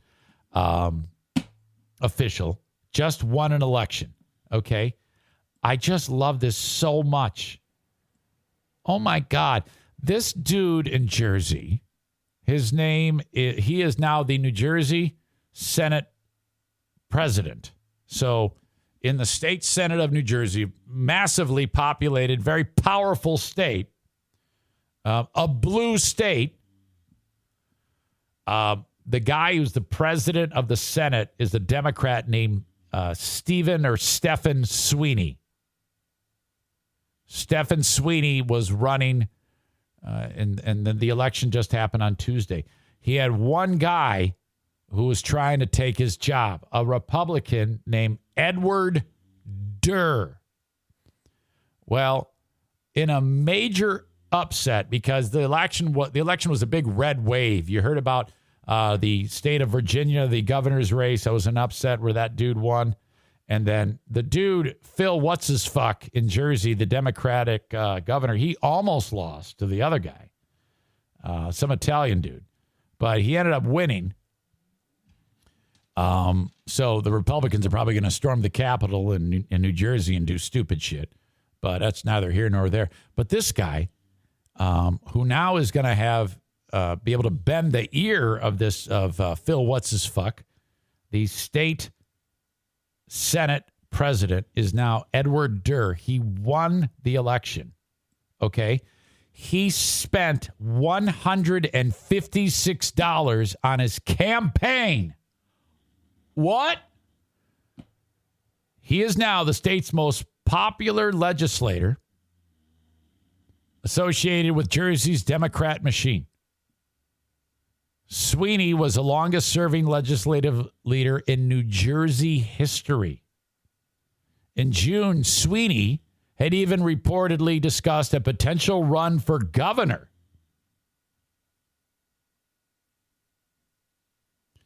But this dude, Durr, who spent less than $200 on the race, has left everybody saying, what the fuck just happened? This guy is a truck driver. He delivers furniture. He just said, I think I'm going to run, and he fucking won. I mean, my God, there's millions of people in New Jersey. How the hell did this guy pull it off? Was the other guy that shitty? I guess so. I love this. He has defeated Sweeney in New Jersey's 3rd legislative district, according to results tallied Thursday. I guess this is a kind of like a lesson to be learned. Don't discount anyone when it comes to an election. Boring Dean's sister, okay? As dumb as Dean is, she no doubt is a hell of a lot smarter, okay? She is running for the governor of the state of Michigan. Now, I don't know anything about Dean's sister yet, but I'm damn well going to find out because we've got an election in less than 1 year. And if Boring Dean's sister, also known as Sick Fuck Dean, becomes the governor, how fantastic is that going to be? Now, I can't say whether or not I'm going to vote for her, but I want to hear what she has to say. I will vote. My vote is for sale. Somebody better sell me. Right now, as of this moment, right now on November 5th, 2021, my vote goes to Gretchen Whitmer. There. What do you think of that? I'm disappointed in Whitmer. Though she's lost a lot of her power,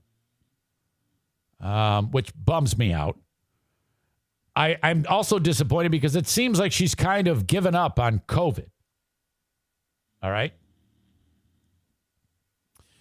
Which reminds me, I got an email that I want to read to you. John writes this. Zane, I love the show. I listen every day. I'm usually a couple of days behind, though. A couple days ago, you were discussing the elections and Gretchen Whitmer's sudden change of heart regarding vaccination mandates, etc. When out of the blue, you dropped the haymaker line, quote, wasn't it great when she shut that dumb Polish bitch's restaurant down? End quote. The sheer brutality of your delivery caught me off guard, and I almost spit my coffee out. I work with her husband, and not 5 minutes later, I could see him stepping out on the factory floor to start his day. Thank God I don't blast the show out loud at work. Just thought I would share this with you. Thanks for all the laughs over the years. Thanks again, John. My pleasure. But getting back to what I was saying, my vote can be swayed. I haven't seen one person who I think has who I would throw my vote for outside of Whitmer. I think she's done a hell of a job, an absolutely amazing job to a point. I'm disappointed she hasn't continued to be a hardliner about COVID. It seems to me like she's doing this because it's an election year. She wants to get reelected. She's letting go of all the things that made her great. And I know you all agree with me. Who could blame her? A bunch of knuckle draggers said they were going to kidnap her and kill her. So I understand. So I think she needs 4 more years. How many years do you get if you're elected? 2, 4, 6? I don't even know. You got this stupid chiropractor everybody loves. Fuck that guy. You got this maniac in Allendale who actually stormed the Capitol on January 6th. Fuck that guy, too. He should be in prison. And then you got Boring Dean's sister. Now, I cannot indict her in any way, shape, or form. I know her. I've met her. She's been nothing but good to me.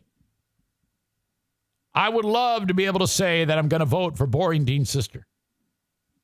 I forget her name. To me, she's just known as Boring Dean's sister. This is legit. Boring Dean's sister is rich as shit. She's got so much fucking money. It's unbelievable. Okay? Dean is the caretaker for the ranch. Okay? That's what he does now. That's why he doesn't have to get vaccinated. All right? But I want to know more about Dean's sister. Okay?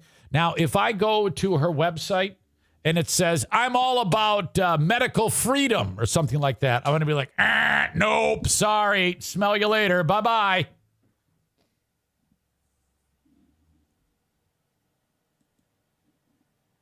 So I don't know. Donna Brandenburg. Cardiff.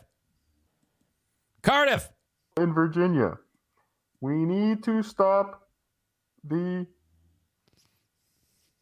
We can hear you now. Go ahead. Steal of the election in Virginia. Uh-huh. Well, are you suggesting that the other guy won? Is that what you're saying? The Republicans and the dotards should not be allowed to run anything. Let's look what's happening in Benton Harbor, Michigan right now. There's high levels of lead in the water. That's crazy because of Donald Trump. Okay, so you do not like Donald Trump? No. But I do like Bennett Flooring. For all my flooring needs, call Jason at 269-838-8816. Cardiff, I love that. Now that you have that well in hand, you have to work in some of the other sponsors at some point. You've got Irvine's Auto Repair. You could talk about, TC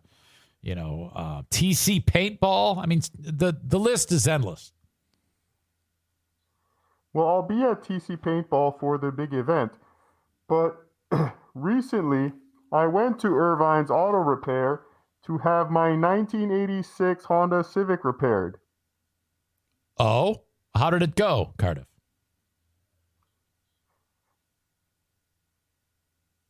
He tried to punch me in the face.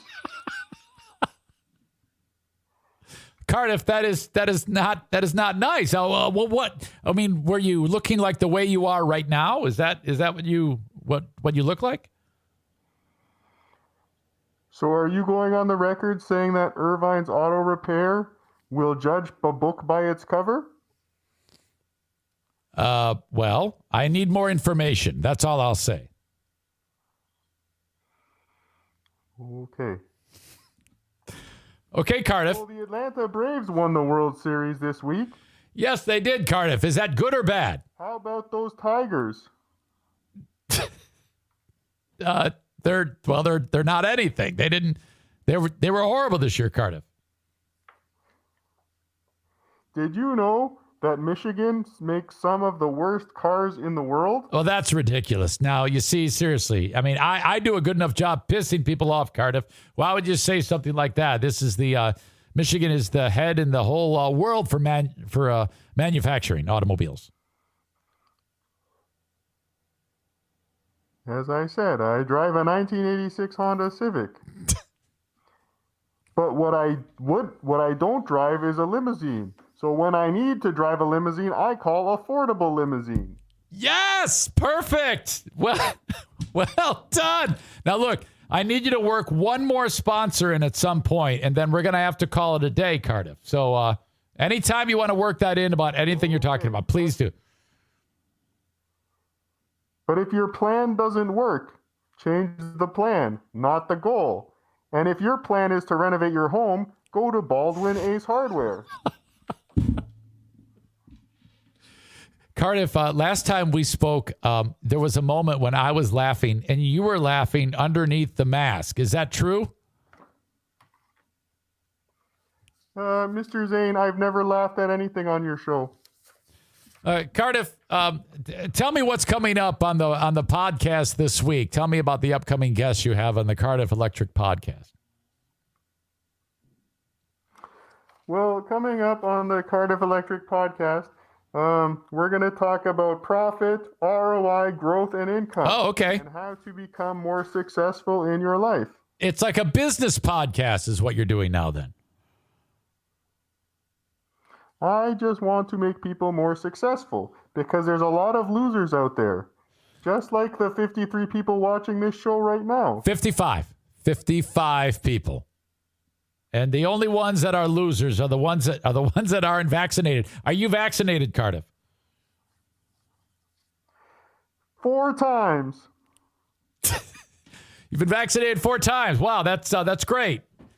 What is your opinion of I would suggest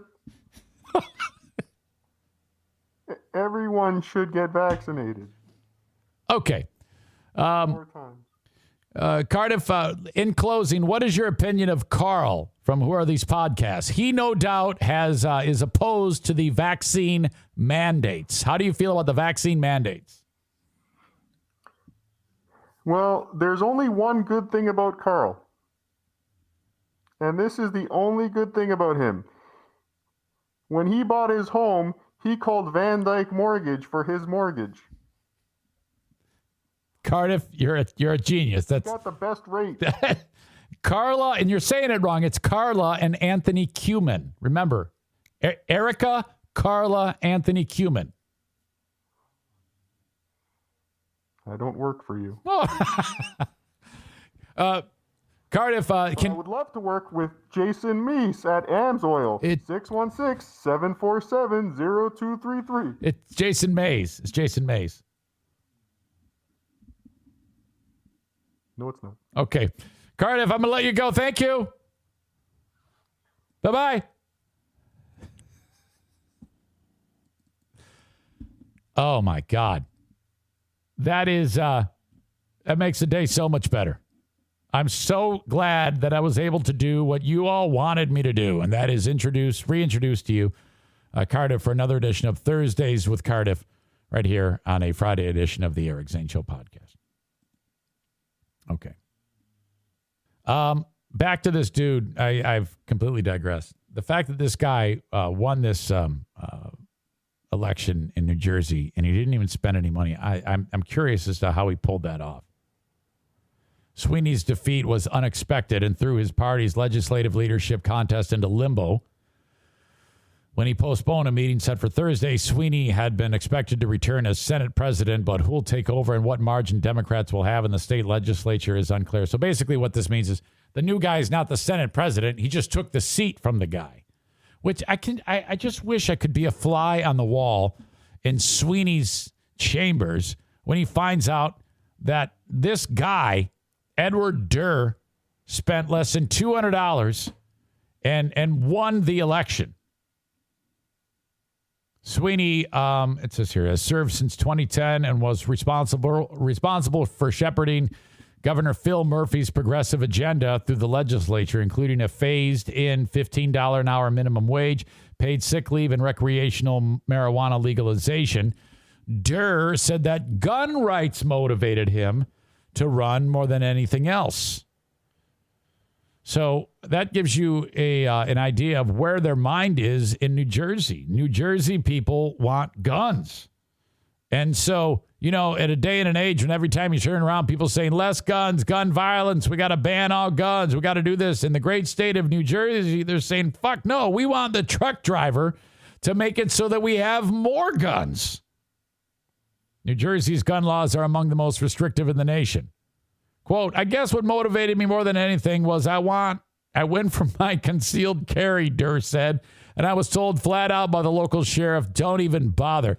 And that kind of made me mad. I've never been arrested and I couldn't get a concealed carry. Well, I agree with him on there. He should have a concealed carry.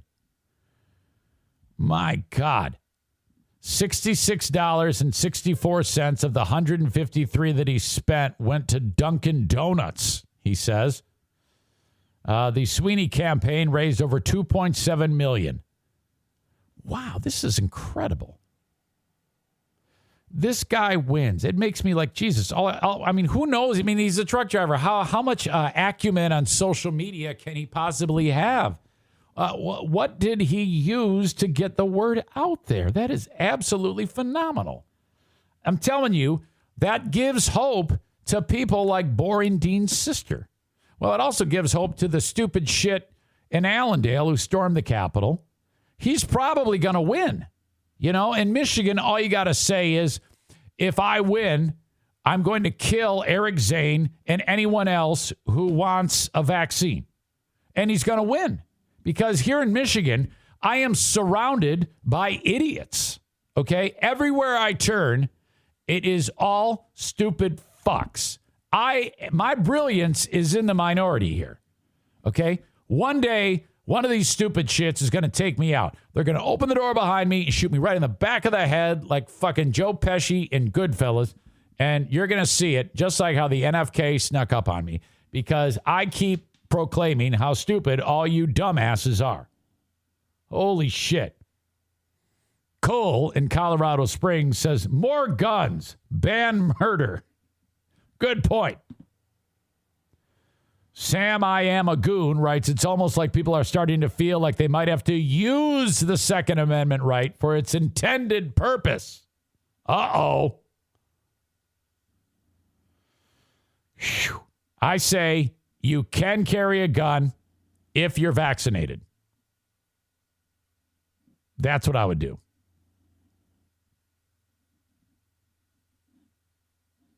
Norm McDonald. Murder is now legal in California. Down to 50 viewers. I hope Cardiff isn't the reason for that. Okay. I would love to help your business. I've got 4 that I'm working on right now. Who are they? I can't say. I shouldn't even go on there. But I can help your local business. Look, I've got all these sponsors that you see circulating on the Twitch live stream. And, well, that's what I've done for nearly 3 years.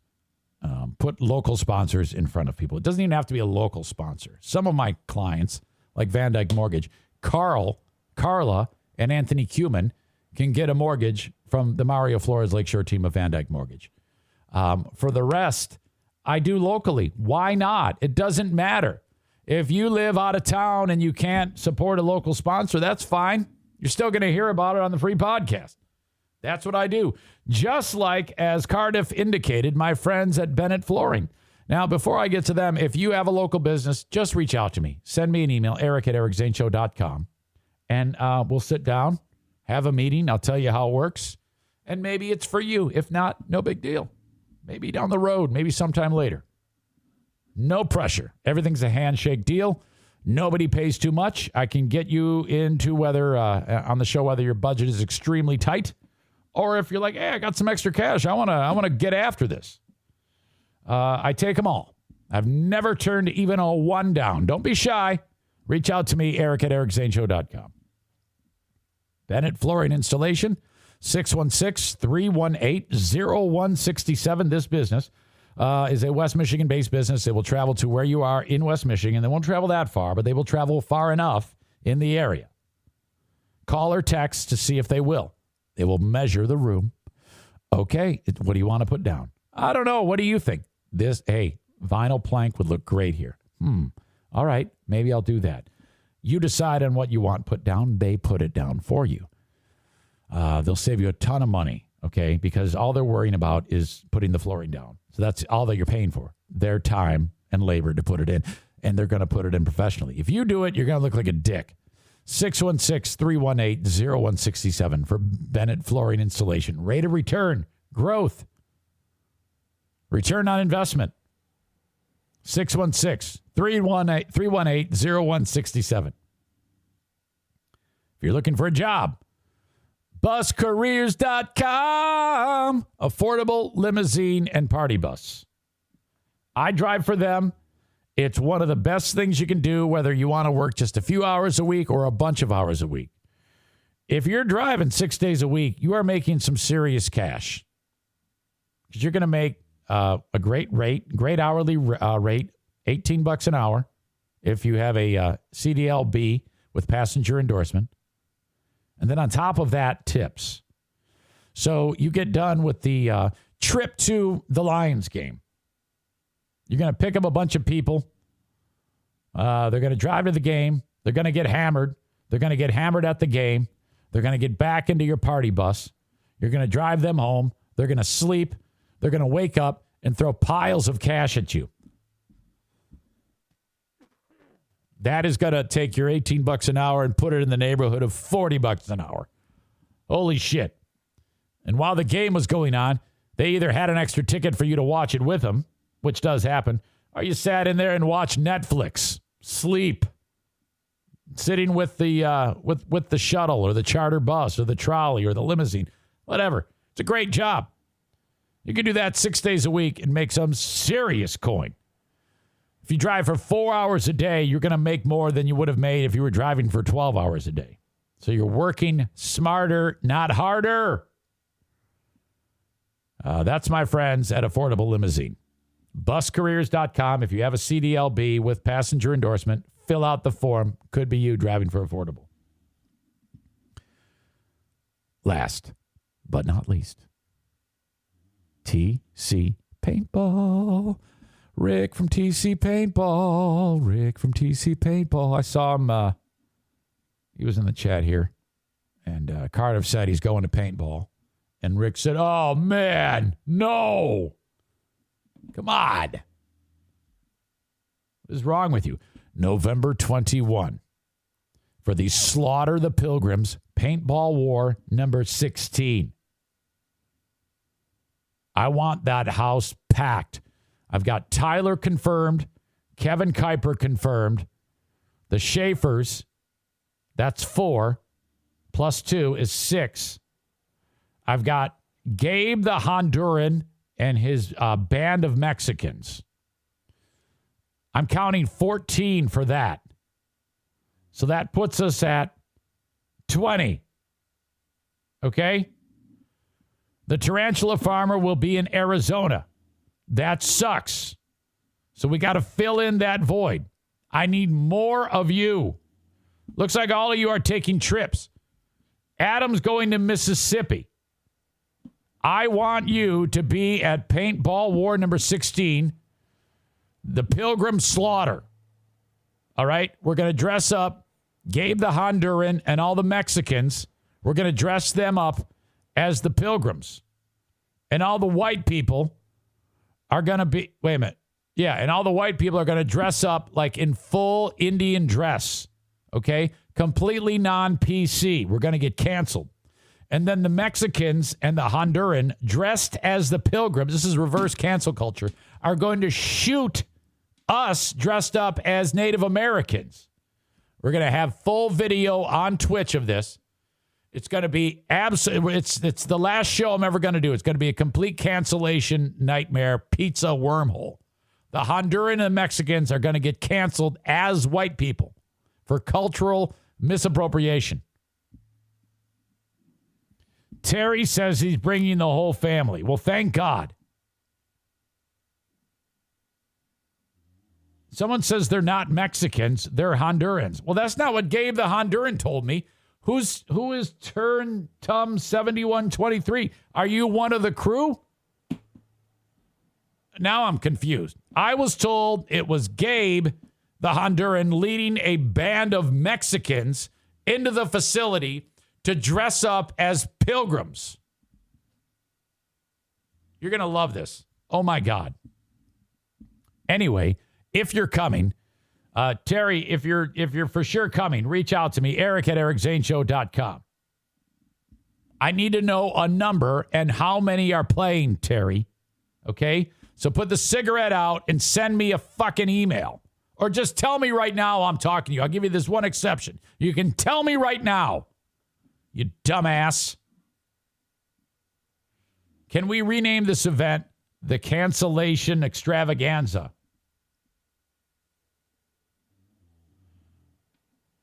Dude, it's the true Mexican. Tum 7123 says, I don't even know what the fuck that means. All right. We've got the asshole of the day to get to on the show. Will Henry Ruggs III win for the third time ever? He's already set a record by winning it twice in a row. It's not easy to do that. My son is getting married at 1:15 today. I cannot wait for that. That makes me so happy. Really, really great. Something to be said for a simple wedding. We replayed the NFK's invasion here. We talked about the mandates and how I am so happy for these mandates. You know, and I'm the only one saying it. I am the only one with the nerve to say exactly what I think. No one has the nerve to do that. I guarantee you. You turn on anything, no one will say no one will say what I've said. No one has the nerve to do that. Everybody who thinks that we should have they're all pussies. They don't say shit. They just sit there and I don't want to offend anybody. No, fuck that shit. If all these knuckle draggers are going to sit there and make a big stink that they about getting the vaccine, I am going to make a stink and say you should get the vaccine. The mandates have made me so happy. Oh, my God. I haven't been this happy since the day I got my vaccine. I actually got a boner the day I got my vaccines. Twice. It actually lifted off at the sack. And I got one yesterday because of the mandates. I am going to be so sexually aroused if one of you sends me an email saying that you were forced to get vaccinated and you didn't want to.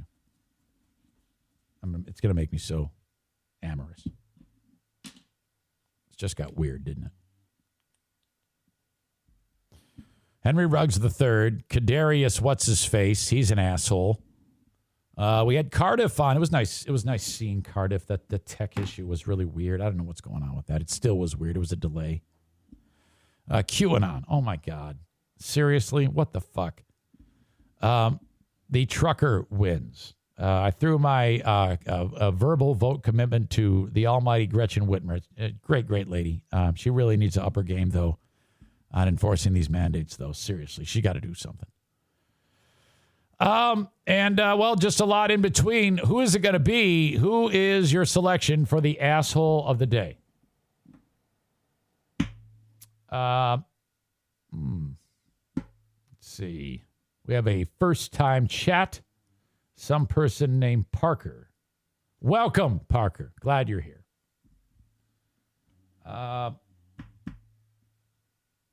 We got a bot.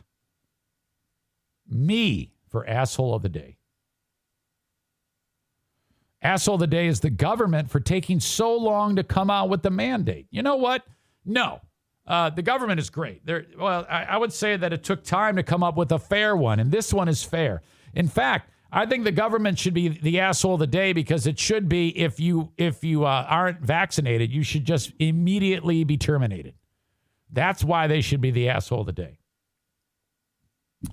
Dean says asshole of the day with Nazi propaganda government.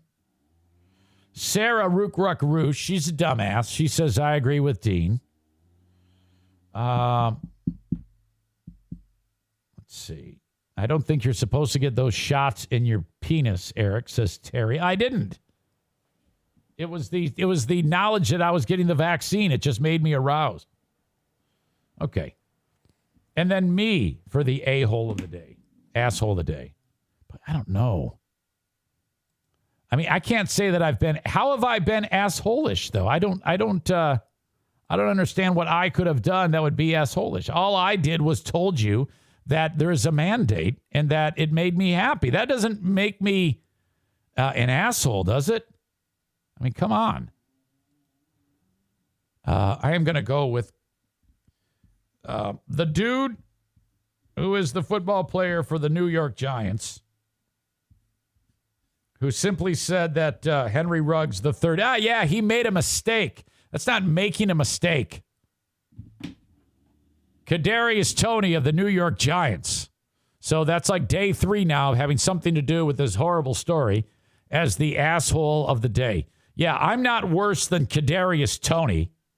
All right, you idiots.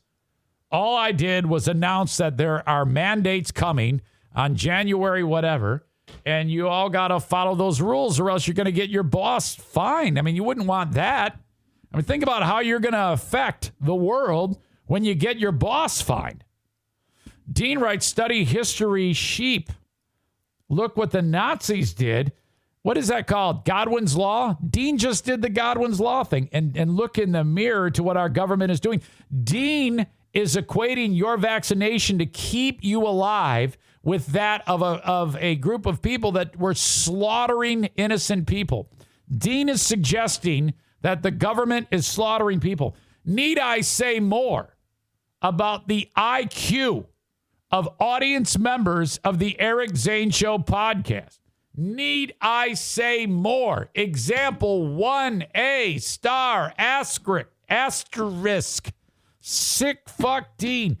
You're going to get disavowed by your sister with stupid shit like that. She's going to say, hey, I'm running on this platform. You can't be publicly saying that the Nazis had it right whatever the fuck you just said. Oh, my God. That is so stupid of you. What a terrible thing to say. Your sister's going to kick your ass. Jesus. Man, you can't get out of your own way. When people start running out of legitimate points, they start calling you a Nazi or Hitler. Yeah, that's Godwin's Law. Oh, my God. What are you doing? I didn't say Hitler. I mean, I'm intelligent. I didn't have to use Godwin's Law. Okay? Let's see here. Oh, my God. This dude. Patrick, right? Patrick, it says P. Taft. P. Taft is, wait a minute. Is it Parker or Patrick? It's Parker. This is a dude named Parker. Parker is the son of Team Knuckle Dragger at the gym. I met Parker the other day. Not the Parker I mentioned earlier, who I'm not supposed to say his name. Okay? Parker is part of Team Knuckle Dragger. He's a 20-year-old dude or 22-year-old dude who's joining the Michigan Army National Guard. Okay? I just met him the other day at the gym. And his dad is part of Team Knuckle Dragger, the guy that lifts all the weights, and the guy that I shot the video. You know, he was shooting the video when I was lifting the weights. That's Parker. He's here. Holy shit, this is awesome. Oh, my God. I tell you what, you keep working out with your dad, and you're going to be huge because he's got old man strength. He's going to teach you with it. You just listen to what you know what you got to do, Parker? You got to tell him to work on his fucking calves, though. Have you noticed his calves are so little? He spends all that time on his upper body. I can't remember when I've seen that guy work on his calves or even do a squat. The dude he's top heavy. He's got to work on his lower body. So will you tell him that for me? Because I know he's probably listening right now. All right. Folks, I'm done. Okay? I'm going to head over to Patreon and continue to have a great day. You guys are so awesome. Okay? This is going to be so great.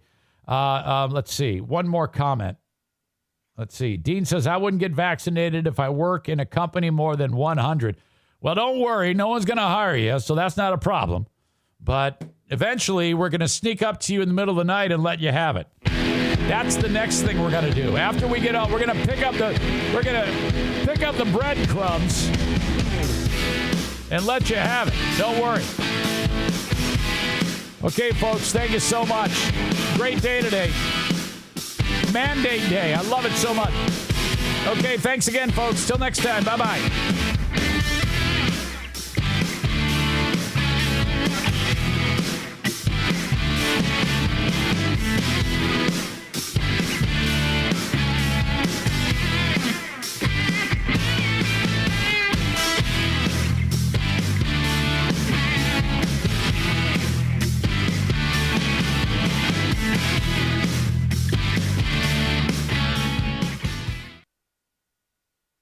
You should be saving for the future, but savings accounts suck, and investing can be scary. We combine the ease of savings with the real returns of investing. We call it Save Vesting, and it's only available in our new app, Stairs. Stairs offers 4 to 6% returns, no fees, and you can withdraw anytime. Do your future a favor. Visit stairsapp.com today.